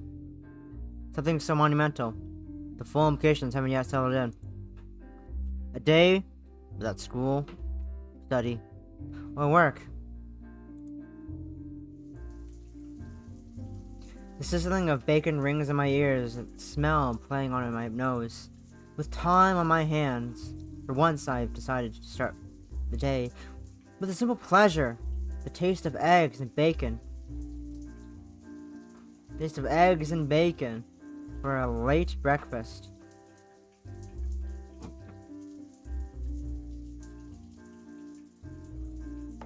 As I nudge the bacon with my spatula, I take a sip of the steaming coffee beside me.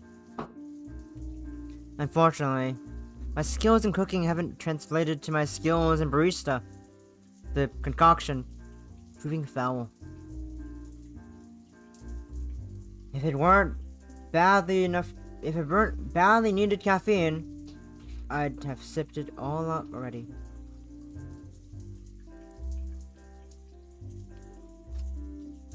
Little cactus sitting on my window sill catches my eye. My pride and joy, as embarrassing as that may be to admit. Easy to take care of, too.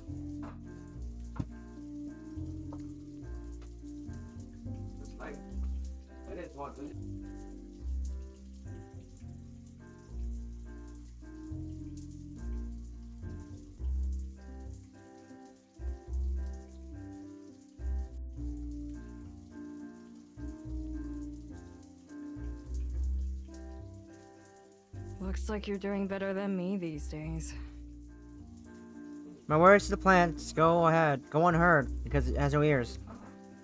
Living alone isn't the easy thing. Every chore, meal, and errand needs doing myself after all. But it is comfortable. I can do things on my own schedule, eat my own meal, eat my own pace, yes. Solitude might not be easy, nor cheap, but it is simple. Pleased with the plant's quiet and unamused company, I take another sip of my own foul coffee. A distant ping from the couch announces a received text.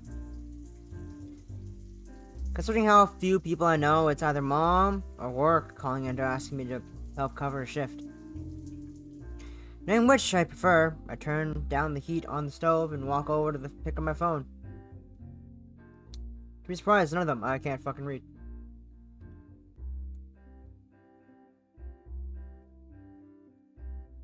Oh, fuck. Oh, yeah, you're home right now? Unlike me, she had work today. And look at the time. Not even noon yet. If she's texting me now, she's probably...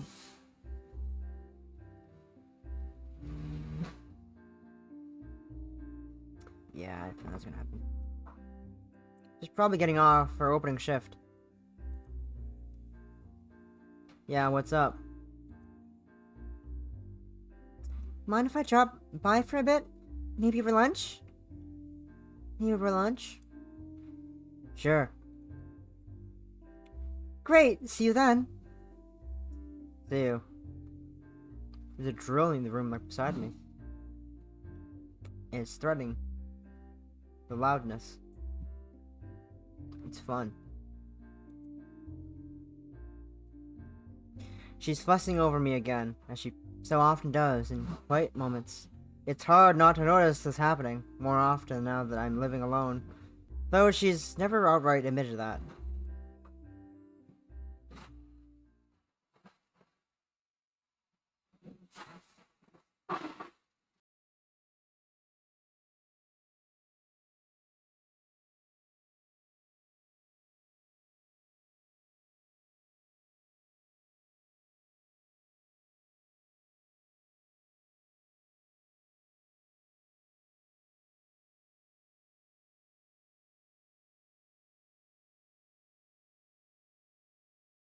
Not that it matters, I cherish every free time we get to spend together. It's not like I have anything else particular planned for the day ahead. Besides, she can probably lend some more insight. Mom sits at the small table. It's shabby, scuffed wood, adorned by a small pastry box she's brought with her from the diner. It's a bit of a comfort to know that even living apart, she's still bringing extra treats for me. I'm thankful I had a light breakfast. Honey, you really didn't need to cook for me. At least let me help. I was going to cook lunch for myself anyway. Whether it's for 1 or 2 people, doesn't make that much difference. I carefully bring 2 plates over from the kitchen counter, each loaded with chicken, vegetables, and rice.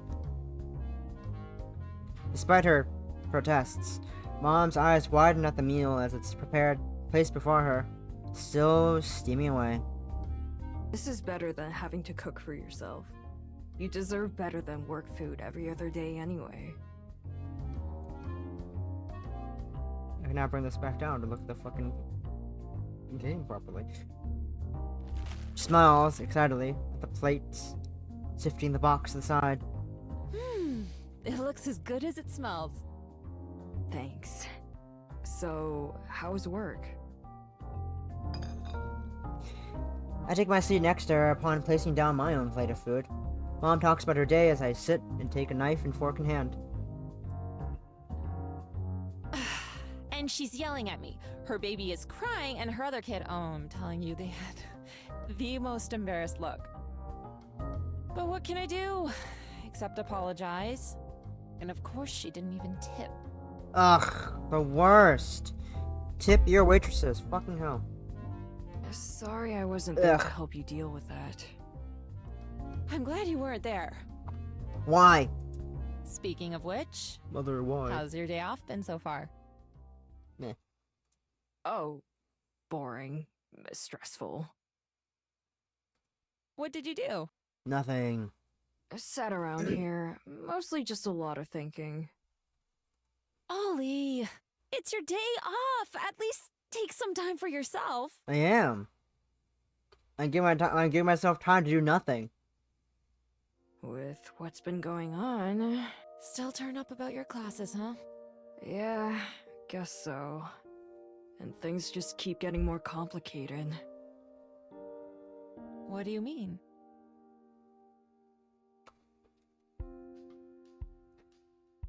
I explained to her about the clubs between...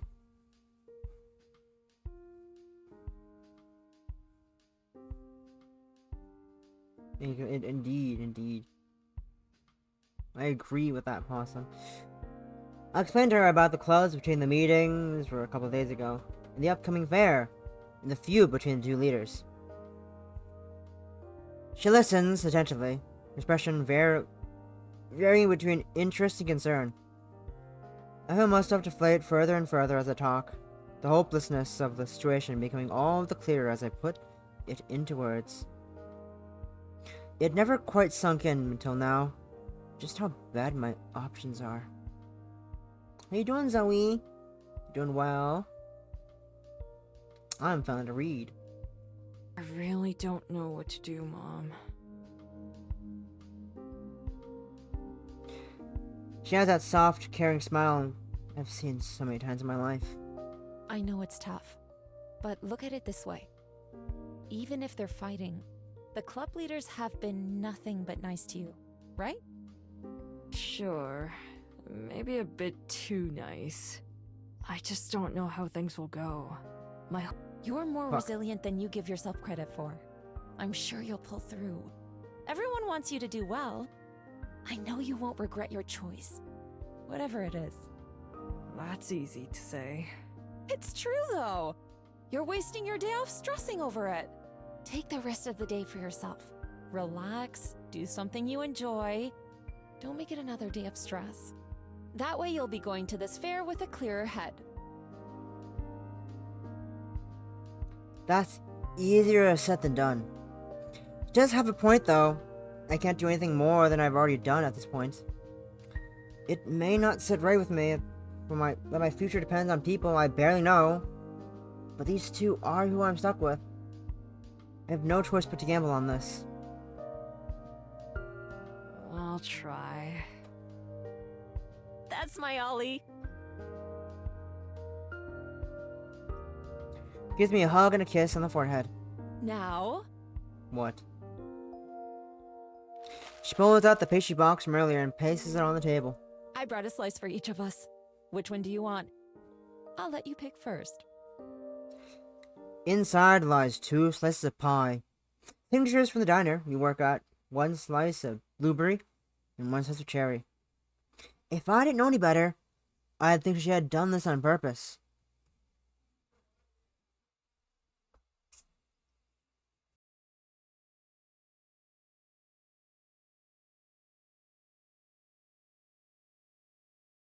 A few days later. Monday's coming around again. I hope Mom's advice and try. I took Mom's advice and tried to relax after she left yesterday. I don't know if I succeed. I feel like I've come back from an exhausting weekend. Today is the day of the fair. I'm not sure if I've sold on Either's Choice yet, but I don't really have the time to mull it over anymore. I went over it again and again. I'm hoping seeing them at the fair today will finalize that. When the morning study over, the cafe is beckon for a quick pick-me-up before going to war in the club fair's gymnasium venue. Never having been to this kind of event before, I expect chaos, especially so given the circumstances. Well, oh, sure do be sound different now. The oak tree. Heading in, the place is thankfully quiet, with a scant of few students listening quietly sipping lattes, high-haley, tapping in the laptops or hunched over books. It wouldn't feel unusual for any other day, but right now it feels like the calm before the storm. Hello, Haley, and your animated cell drink.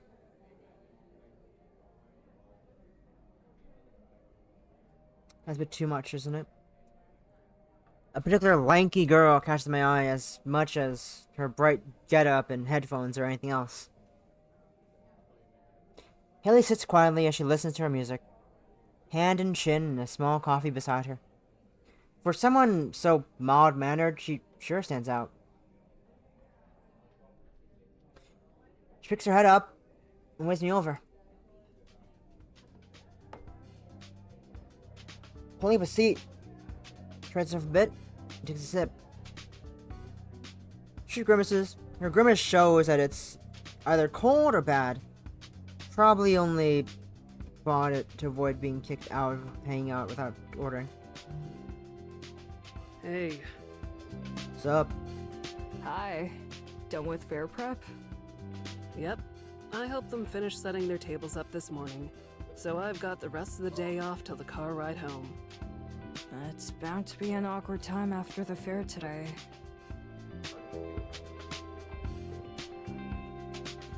Haley can only give a weak shrug in response. Caprice doesn't ride with us much nowadays. Dinner the other day was just an exception to the rule. Huh. I wonder if I should read that. Huh? I wonder how I should read that. The meeting was definitely a bit tense, but I didn't think it'd be the point where they'd be avoiding each other to that degree. Are things okay? Like, between them, I mean.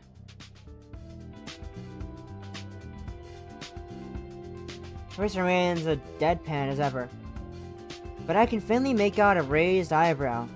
I guess a question like that out of nowhere probably deserves a raised reaction like that. They've just been having some personal stuff going on for a while, and things are volatile. Nothing you need to worry about. Probably. Probably.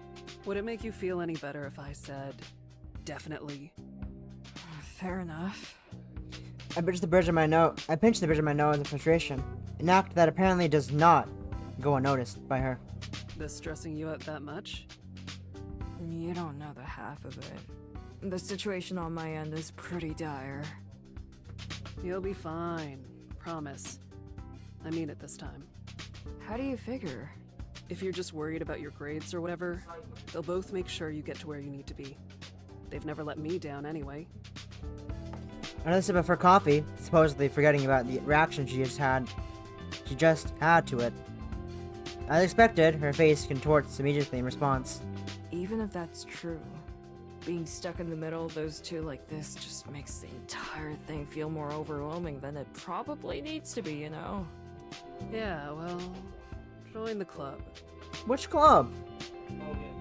I've been stressing about dealing with them this morning. I can imagine actually sharing a living space with these two.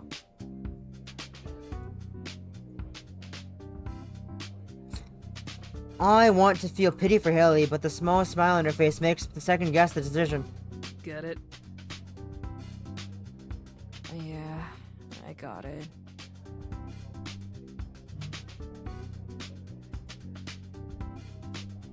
After her joke landed, she pulls her headphones back into her ears and the conversation ends.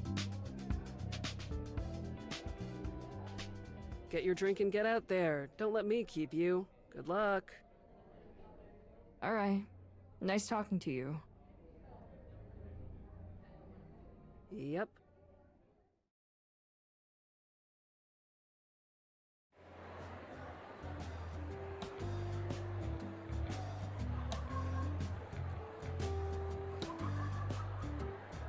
But out of the club fair, it's in a full swing. What must be hundreds of freshmen with a scattering of second years here and there fill the hall and mill about. It's interesting to see which ones look like they're on mission as they head directly to the particular club compared to the other through perusing tables as if they're browsing farmers market.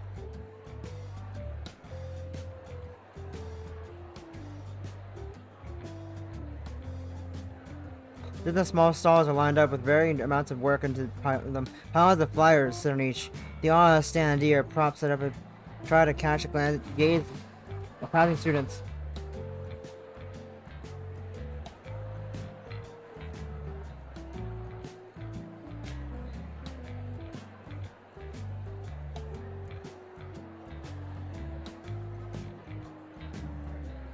Most of those behind club tables look more bored than anything. Some having checked out completely, as they lean back and browse on their phones. The occasional happy shout brings out the old friend recognize each other, but for the most part it's surprisingly subdued affair. A nice surprise that calms the nerves a little, but not quite enough to really feel comfortable. Strolling along the aisle, I casually note the more niche club entries such as robotics, fighting club, and fencing. I could probably be persuaded to join a couple of them under different circumstances. At the end of one particular aisle isn't hard to spot, or should I say, hear the art club's table.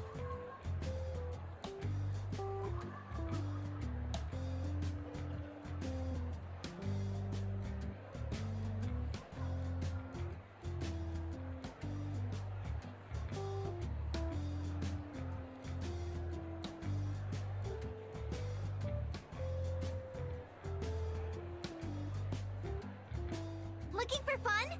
Come to the art club. We're accepting anybody, no artsy experience required. Sounds about right. Millie sits beside her, hands together on the table as she patiently tries to catch the eyes of those passing by. The formal act strikes me as a little put on, not helping by her occasional slip when Caprice gets louder than usual. How those two could live together as me beat. Yet, here we are, with their two small tables stuffed into one assigned space together. I feel like I'll never fully understand the relationship between these two. Then it happens.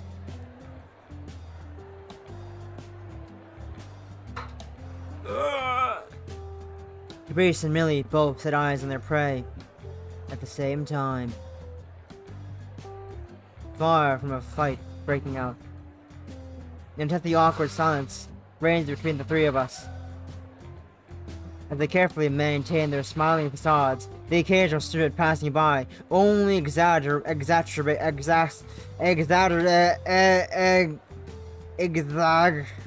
the standoff.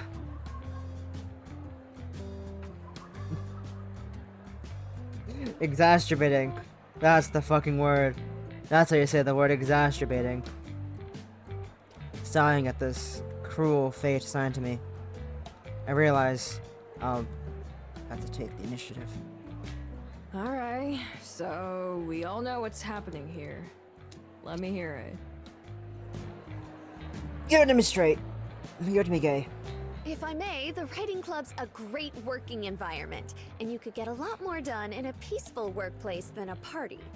And being a real club, we have actual resources and didn't have to rely on sneaking into the club fair to even be here. Even if she is too eager to bite, Millie isn't actually wrong as she sneaks a smug look at her right. Shows how much you know. I actually did the paperwork. And yet here you are, sharing my allocated space. I don't need to explain anything. Olive's seen how great we are already. Priest on her own definitely has an overwhelming personality, but her club seems mellow enough.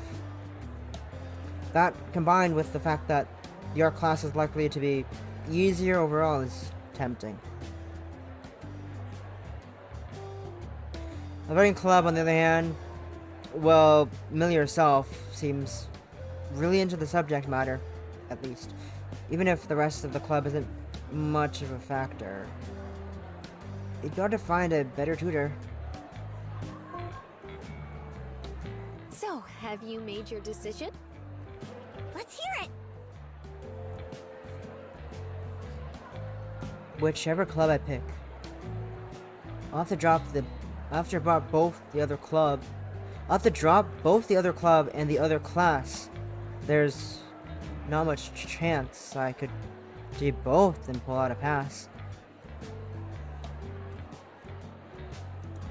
No choices.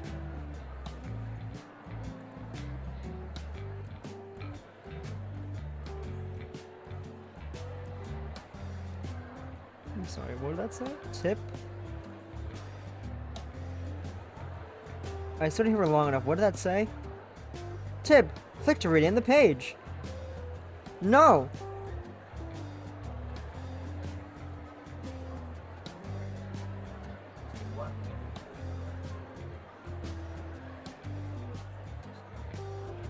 Why are you colored? I guess they're all colored.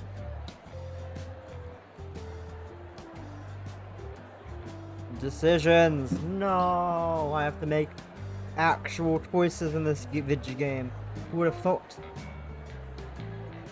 Can't move straight in this house, I agree. The stress thing is my fucking hair.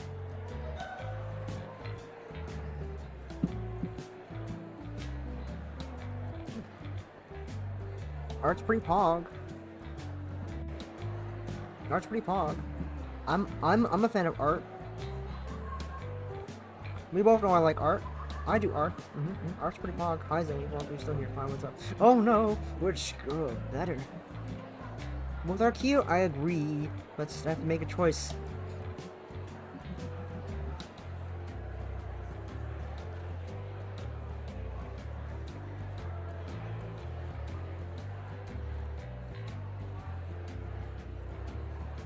Is my noise suppression turned off?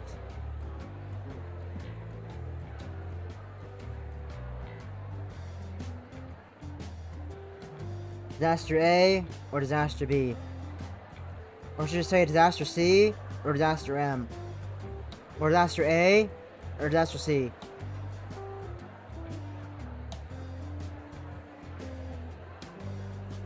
Sorry, Disaster A or Disaster 2? Yes. Thank you. Thank you for the callback to my birthday stream. We love that. Not birthday stream, my karaoke stream. My long karaoke stream. My long, way too long stream. For better or worse, I'm going with the art club. Yes! I knew you'd make the right choice! I got an achievement. Join the art club. Join the art club. For better or for worse. She pumps her fists, jumping up and down. Millie frowns with either annoyance at Caprice or disappointment at me. Probably both. You haven't done this route yet? Whoa. Whoa. Stretch, okay. Gotta hydrate. Austin, this is for you.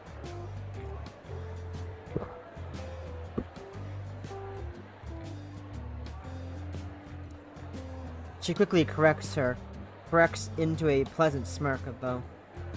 Well, Smile. Olive, thank you for at least considering us. I did consider you. I also just realized she looks like Kaide from Danganronpa V3. The pianist. What a time. Yeah, sorry. Don't worry, you're not the only prospective member in this gym. I hope you have a wonderful time with your new club. Thank you. Good luck. Wonderful won't even begin to describe it. She reaches out and grabs my hand. Thank you. Her hand firmly grasping mine. She shakes my arm without rhyme or reason, expelling as much energy as she's physically capable of. I don't admit it. Don't want to admit how much it hurts. My hand. I'm counting on you. Don't worry. It won't just be me. The entire club has your back. We'll get you there. Trust us. It's easy to get wrapped up in Chris's energy. All I can do is hope that she's able to live up to that enthusiasm once we get into the actual studying. So long as she and the club are willing, I want to hope I'll be okay if I have to force myself to believe it. Force myself to believe it, not face.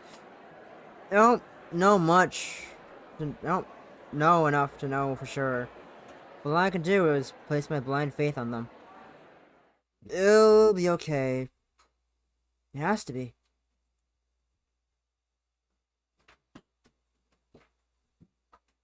Fire thread. Finish the prologue that evening.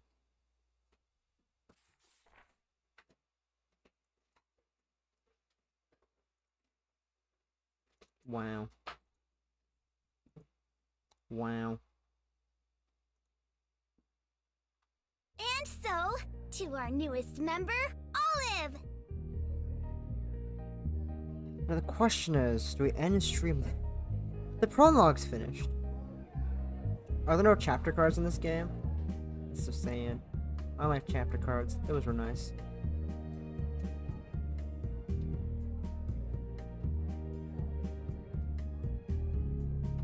Frost. Frost. Frost. Another tradition. Pause it.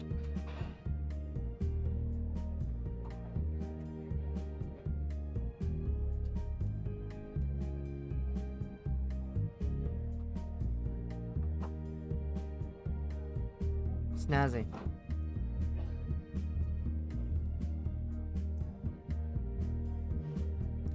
Bree stands at the end of the table, raising her glass full of soda. Fortunately for the rest of us, her volume is just passable as an indoor voice. Unfortunately, she stands with such a gusto that the combined effort of her voice and movement draw the attention of almost every other table in our vicinity. Content with playing along, the rest of the art club half-heartedly raise their own glasses to match her, albeit with greatly diminished enthusiasm.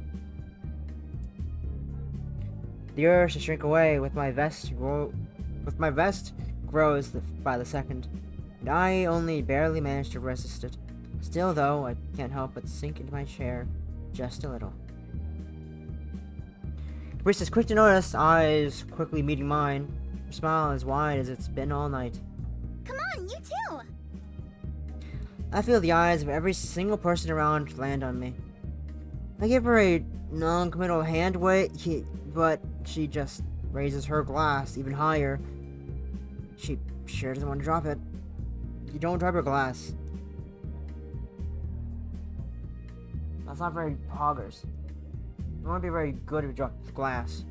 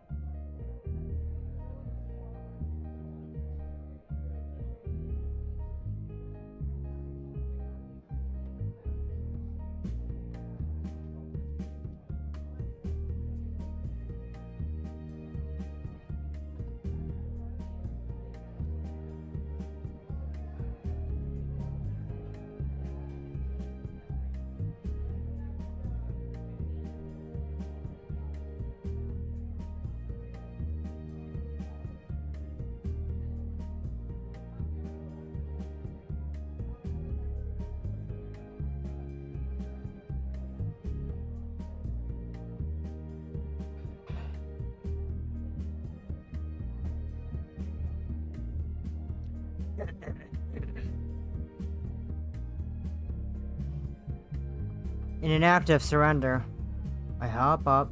I hold up my own glass as well. Welcome to the club!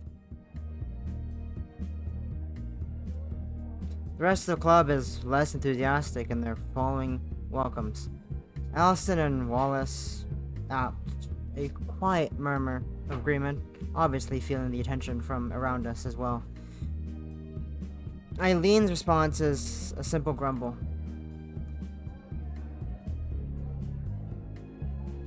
Satisfied with the response, regardless, Grace extends her glass and takes a drink, ending her impromptu toast. Pizza again, huh? It's tradition! We gotta do this every time someone new joins the ranks. It feels like I wasn't attached to their face. Eileen's eyebrows would be leaving Earth's atmosphere. Another tradition? Fuck it. Why not? If we keep adding more, we'll be eating pizza more days than not.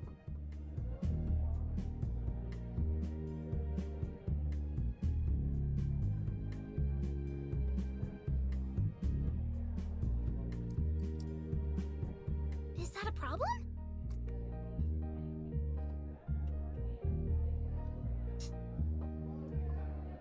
Huh?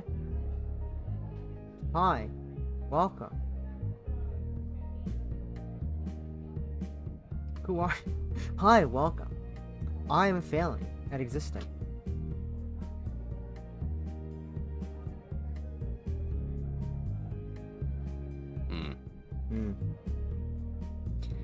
Oh, so I'm just an excuse for a party. Something tugs at the back of my mind, but I shake it off for now. An excess of celebrations isn't that big of a deal, assuming we still get study groups together. Now that Olive has decided to join our club, we're up to 5 members. We sure are. Good job, you can count. And how many did that other club recruit? 0? Maybe 1, I don't know. Caprice. I'm kidding. I wish only the best for them. I wish I could believe her, but the grin on her face tells a different story. From the moment we've left the fair, she's been beaming with a kind of competitive sparkle only seen in athletes. I can't help but feel a bit weird about it. I do need the help, and I'm trusting her to do my best bet, to be my best bet. Still, at the end of everything, I'm just a pawn Caprice is trying to keep on the field.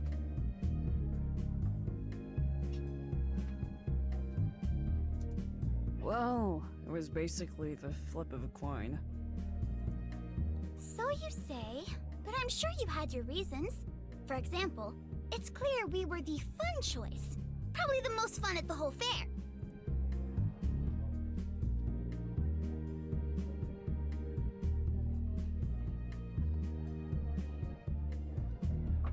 There are a lot of reasons, but I can't say that was one of them. It was mostly for the study help.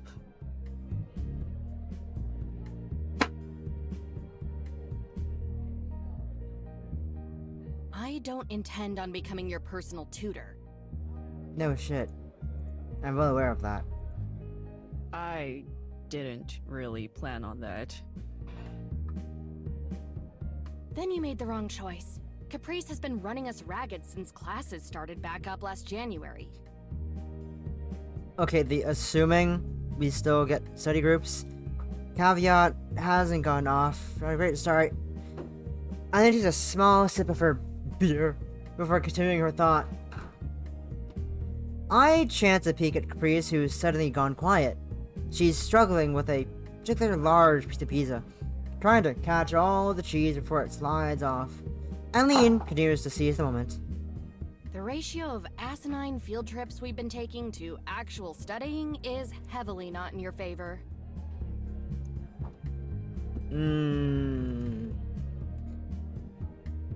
It's not Ashley. Allison's turn for a death stare. This time focused on Eileen. Surprisingly, Eileen's posture shifts, and her face softens just enough to be noticeable. Caprice should be the one to handle the bulk of it, since she roped you into this. As long as I can pass the semester, I don't really care how. My eyes, oh, they're gone, the ghosts! My eyes shift downwards, finding interest in the slice of my plate as a smoke screen, to think things over. I said I don't care, but so far this get-together has me feeling more nervous than I expected. There's vague offers of help here and there, but it's hard to imagine how much of that is genuine versus how easily Caprice seems to wrap others into her excitement. That brings me back to the head honcho herself. The more I sit here and listen to the current affairs, the more I worry that perhaps I made this decision because I got wrapped up in her energy too. Like Elaine said, I'm here because of Caprice. It's too late to walk back that decision, so I have to trust her. Freed of her pizza, Caprice finishes all of her soda in one go and pipes back up. None of that is important right now. We're celebrating! This is the beginning of a new year! It's not. It's already fall. She's hatless! Caprice grumbles and protests as well as a remark as she takes her hat off from her head and wrings it out as if it was a wet rag. A wet rag. A wet rag. A wet rag. Taking a moment to gather her thoughts. But Caprice, you just wringed out all your thoughts from your hat.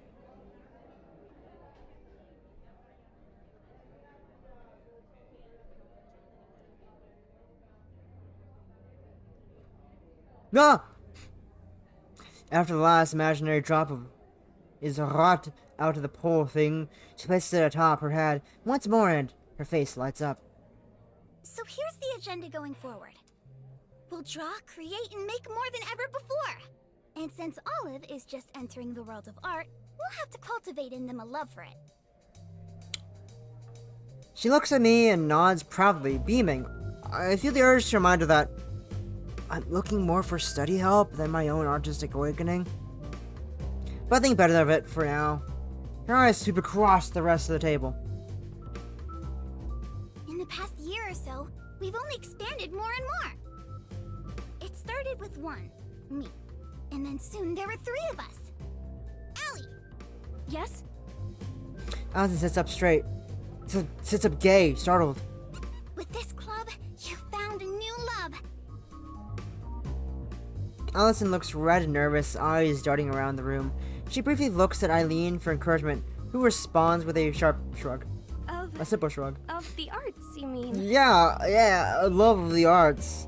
Yes, exactly. Phew, she's dense. Phew, Caprice's dense as fuck, we're fine.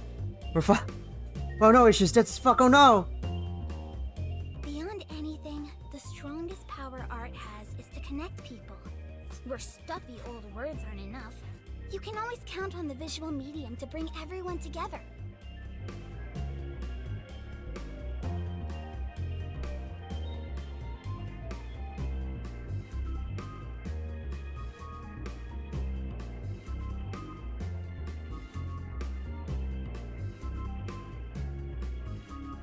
No, I'm pretty sure olives are quite hollow. I mean, you can put things in an olive, but like they're not that. Olives are pretty soft things. What kind of olives are you eating, Possum? How old are these olives you're eating? How dry are these olives you're eating? Are you eating the right olives? Speaking of which... Starts moving at her she's moving a pointer finger from Allison to Eileen, who looks unperturbed. Allison slumps in her seat, relieved the attention is off her. I guess she hates to be the focus of her even more than I do. Not another word. Oh no, Possum, you're doing an Abigail. Don't do an Abigail.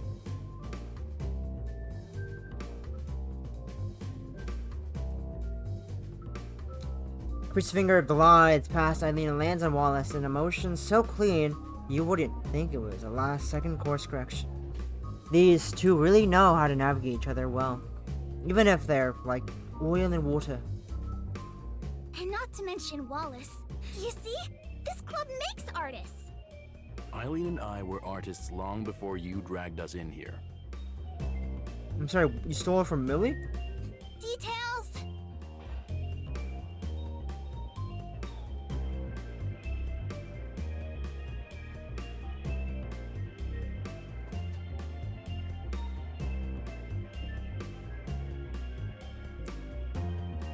Point being, the club is more than capable of molding someone into an artist, and that's exactly what it's gonna do. But I'm still looking for study help. Please, I just want to pass my semester. Please. That's you, by the way. Ah! I feel like we're getting ahead of ourselves here. I was gonna say, vestless olive. But they're still wearing their vest under the smock.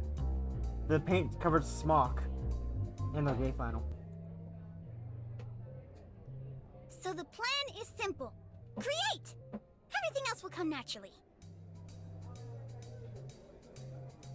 Sure. I need to move things around. I need to reposition my pen lights that are now more visible. So move the router slightly. We untilt the router. Grace stands with her hands on her hips, seemingly done and very pleased with her speech. It takes a minute for anyone else to react. Is that all? Sounds fine to me. The sudden shift to dramatics made me worried something drastic was about to happen. I believe in freedom of expression, but as usual, I'll be directing meetings to help inspire you. Inspiration can come from anywhere, and when it strikes, you have to capitalize. Wonder how many of these inspirational lines came from the internet, and how many she's tried to churn up out of the spot. That sounds good and all, but how will it help me pass her actual art class? Bye! Stop being sick. Stop being sick! That's boring. That's cringe. Being sick is cringe. Stop being sick. Easy fix. Also, who are you?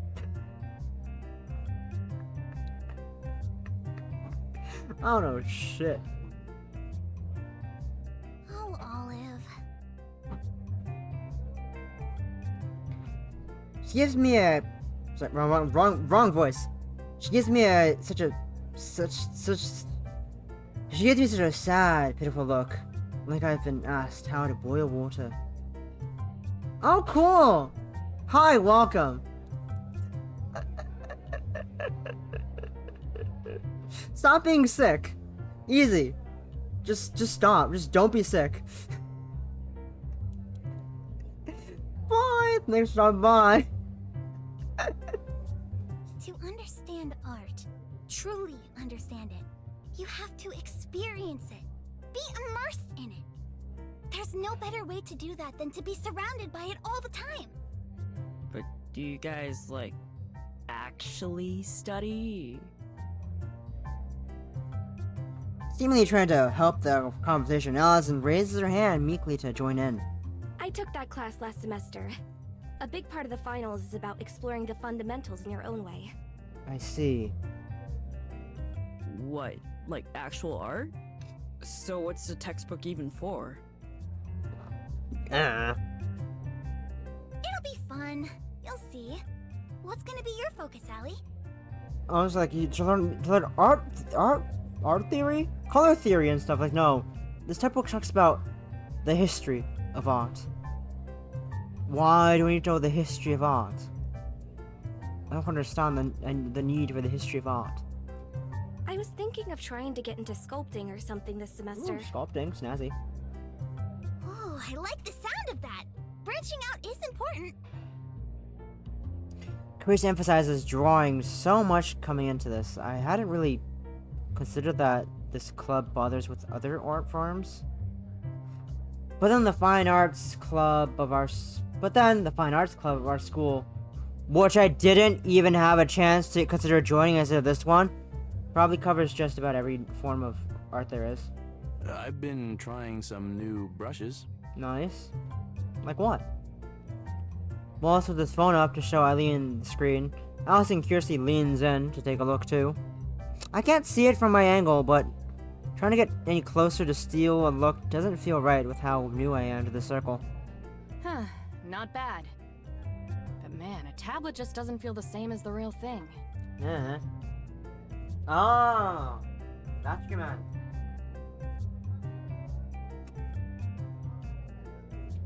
That's fair. I like the smoothness of it. It's great. It makes it difficult to write coherently. I'm sure you'd be great once you got used to it. I'm sure you would. As for me, I don't think I could ever go traditional. No undo. I don't know how you do it. Right, Possum? There's no undo. How do you do it? How do you do it, Eileen? It's crazy. Crazy? I was crazy once. That's why we practice. I'll just stick to digital. Thanks. Eileen, the traditionalist. Wallace, the digital artist. And Allison, the experimentalist. Oh, they're shooting right now. Regardless of everything else, I could have done a lot worse than this variety. If I was looking for help, as for Caprice.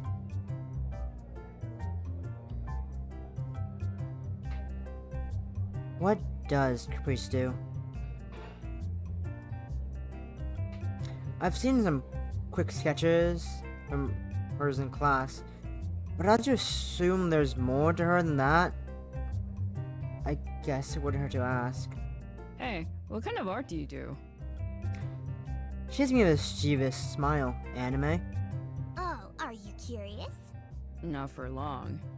She playfully taps my arm. Oh, don't be like that. I made the posters and flyers for our club, of course.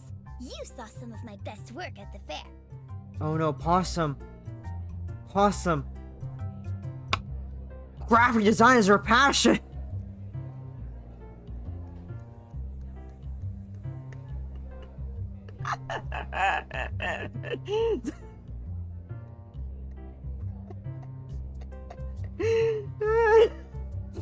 Graphic design is Caprice's passion! Oh no! Are those her best examples? The posters were eye-catching, but they felt like technique had been swapped with raw energy while creating them. That is graphic design. I would know. I took graphic design class in high school. That is, this poster making is a type of graphic design. I guess it's suitable on brand. It's suitable on brand, but I'm not sure if pure energy and willpower were enough to help me brute force the actual technical know-how needed for a passing grade. Oddly though, those worries leave me briefly when taking in the pride and excitement she has when talking about them. I can show you more during the next club meeting if you want. Her passion of graphic design. Sure. But only if you have something to show me in return. Fuck. I haven't even started yet, and she's already giving me homework. The thought alone of going home tonight and drawing something as simple as a straight line, a straight line to present embarrasses me. Senseless. Nevertheless. I'll try.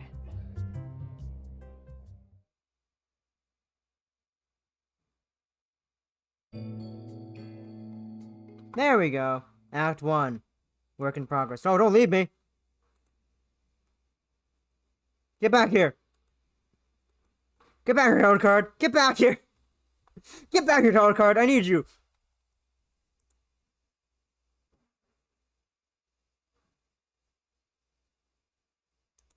Anyways, I guess that's it. I guess that's the stream. That's the hello there. That's new. You weren't here before. Why no gallery? Why no gallery?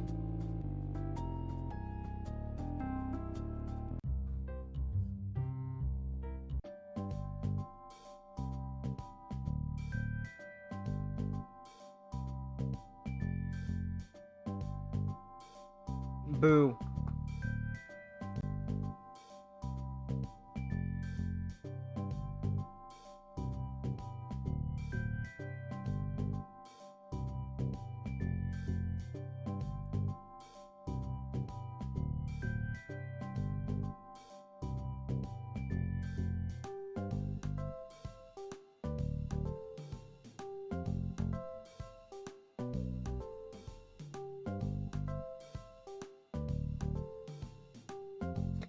Anyway, that's the stream. We finished the prologue. And Act 2 is... Act 2? Act 1! Jesus. Act 2 is next week. We're skipping Act 1. We're straight Act 2. Act 1 is next week. Very fun, very fun. Excited, excited. Really good so far. I have 0 gushes because you fucking failed to drop. Haha, lol, I'm joking. But still, Act 1's finished. Act 1. Prologue is finished. I keep thinking it's Act. It's not, it's Act. It's Prologue. It's not. I'm jamming out to Boundless Worlds. Look at us go. Jamming out. Anyways, thanks for hanging out. Tomorrow we've got a fun little thing. We got a fun little thing of a new game. Nothing else is happening tomorrow though. That's just a new game. So tomorrow we have a stream at 3 p.m. EST. We're playing a new game I bought recently. It was on sale. And I said, oh fuck it, we're gonna buy it. We're gonna try it out. And then that's nothing else. Nothing else is happening. Surely. Anyway, let's see. Anyone else alive except the one person I'm looking at right now? Wait for it to load. I guess that's it. Okay. Anyways, that is the stream. I once again misspelled their name. Every time I try to type in their name, I misspell it. Every time. It's great. Anyways, that was Sapphic Sunday. Hope you enjoyed me having to mute my mic as someone drilled a hole into the floor several meters away from me. It's great. Anyways, tomorrow, same time tomorrow at 3 p.m. EST, we've got a new game. I'm gonna probably be really bad at the game, but you know, we got a new game. And that'll be fun. It's excited for that. And hope you have a lovely rest of your day. It's early than usual because the prologue is a lot shorter than an act, apparently. It's an hour and a half shorter than usual. But oh well. Gives me more time to existing. Oh, have a nice evening. See you tomorrow for more gaming.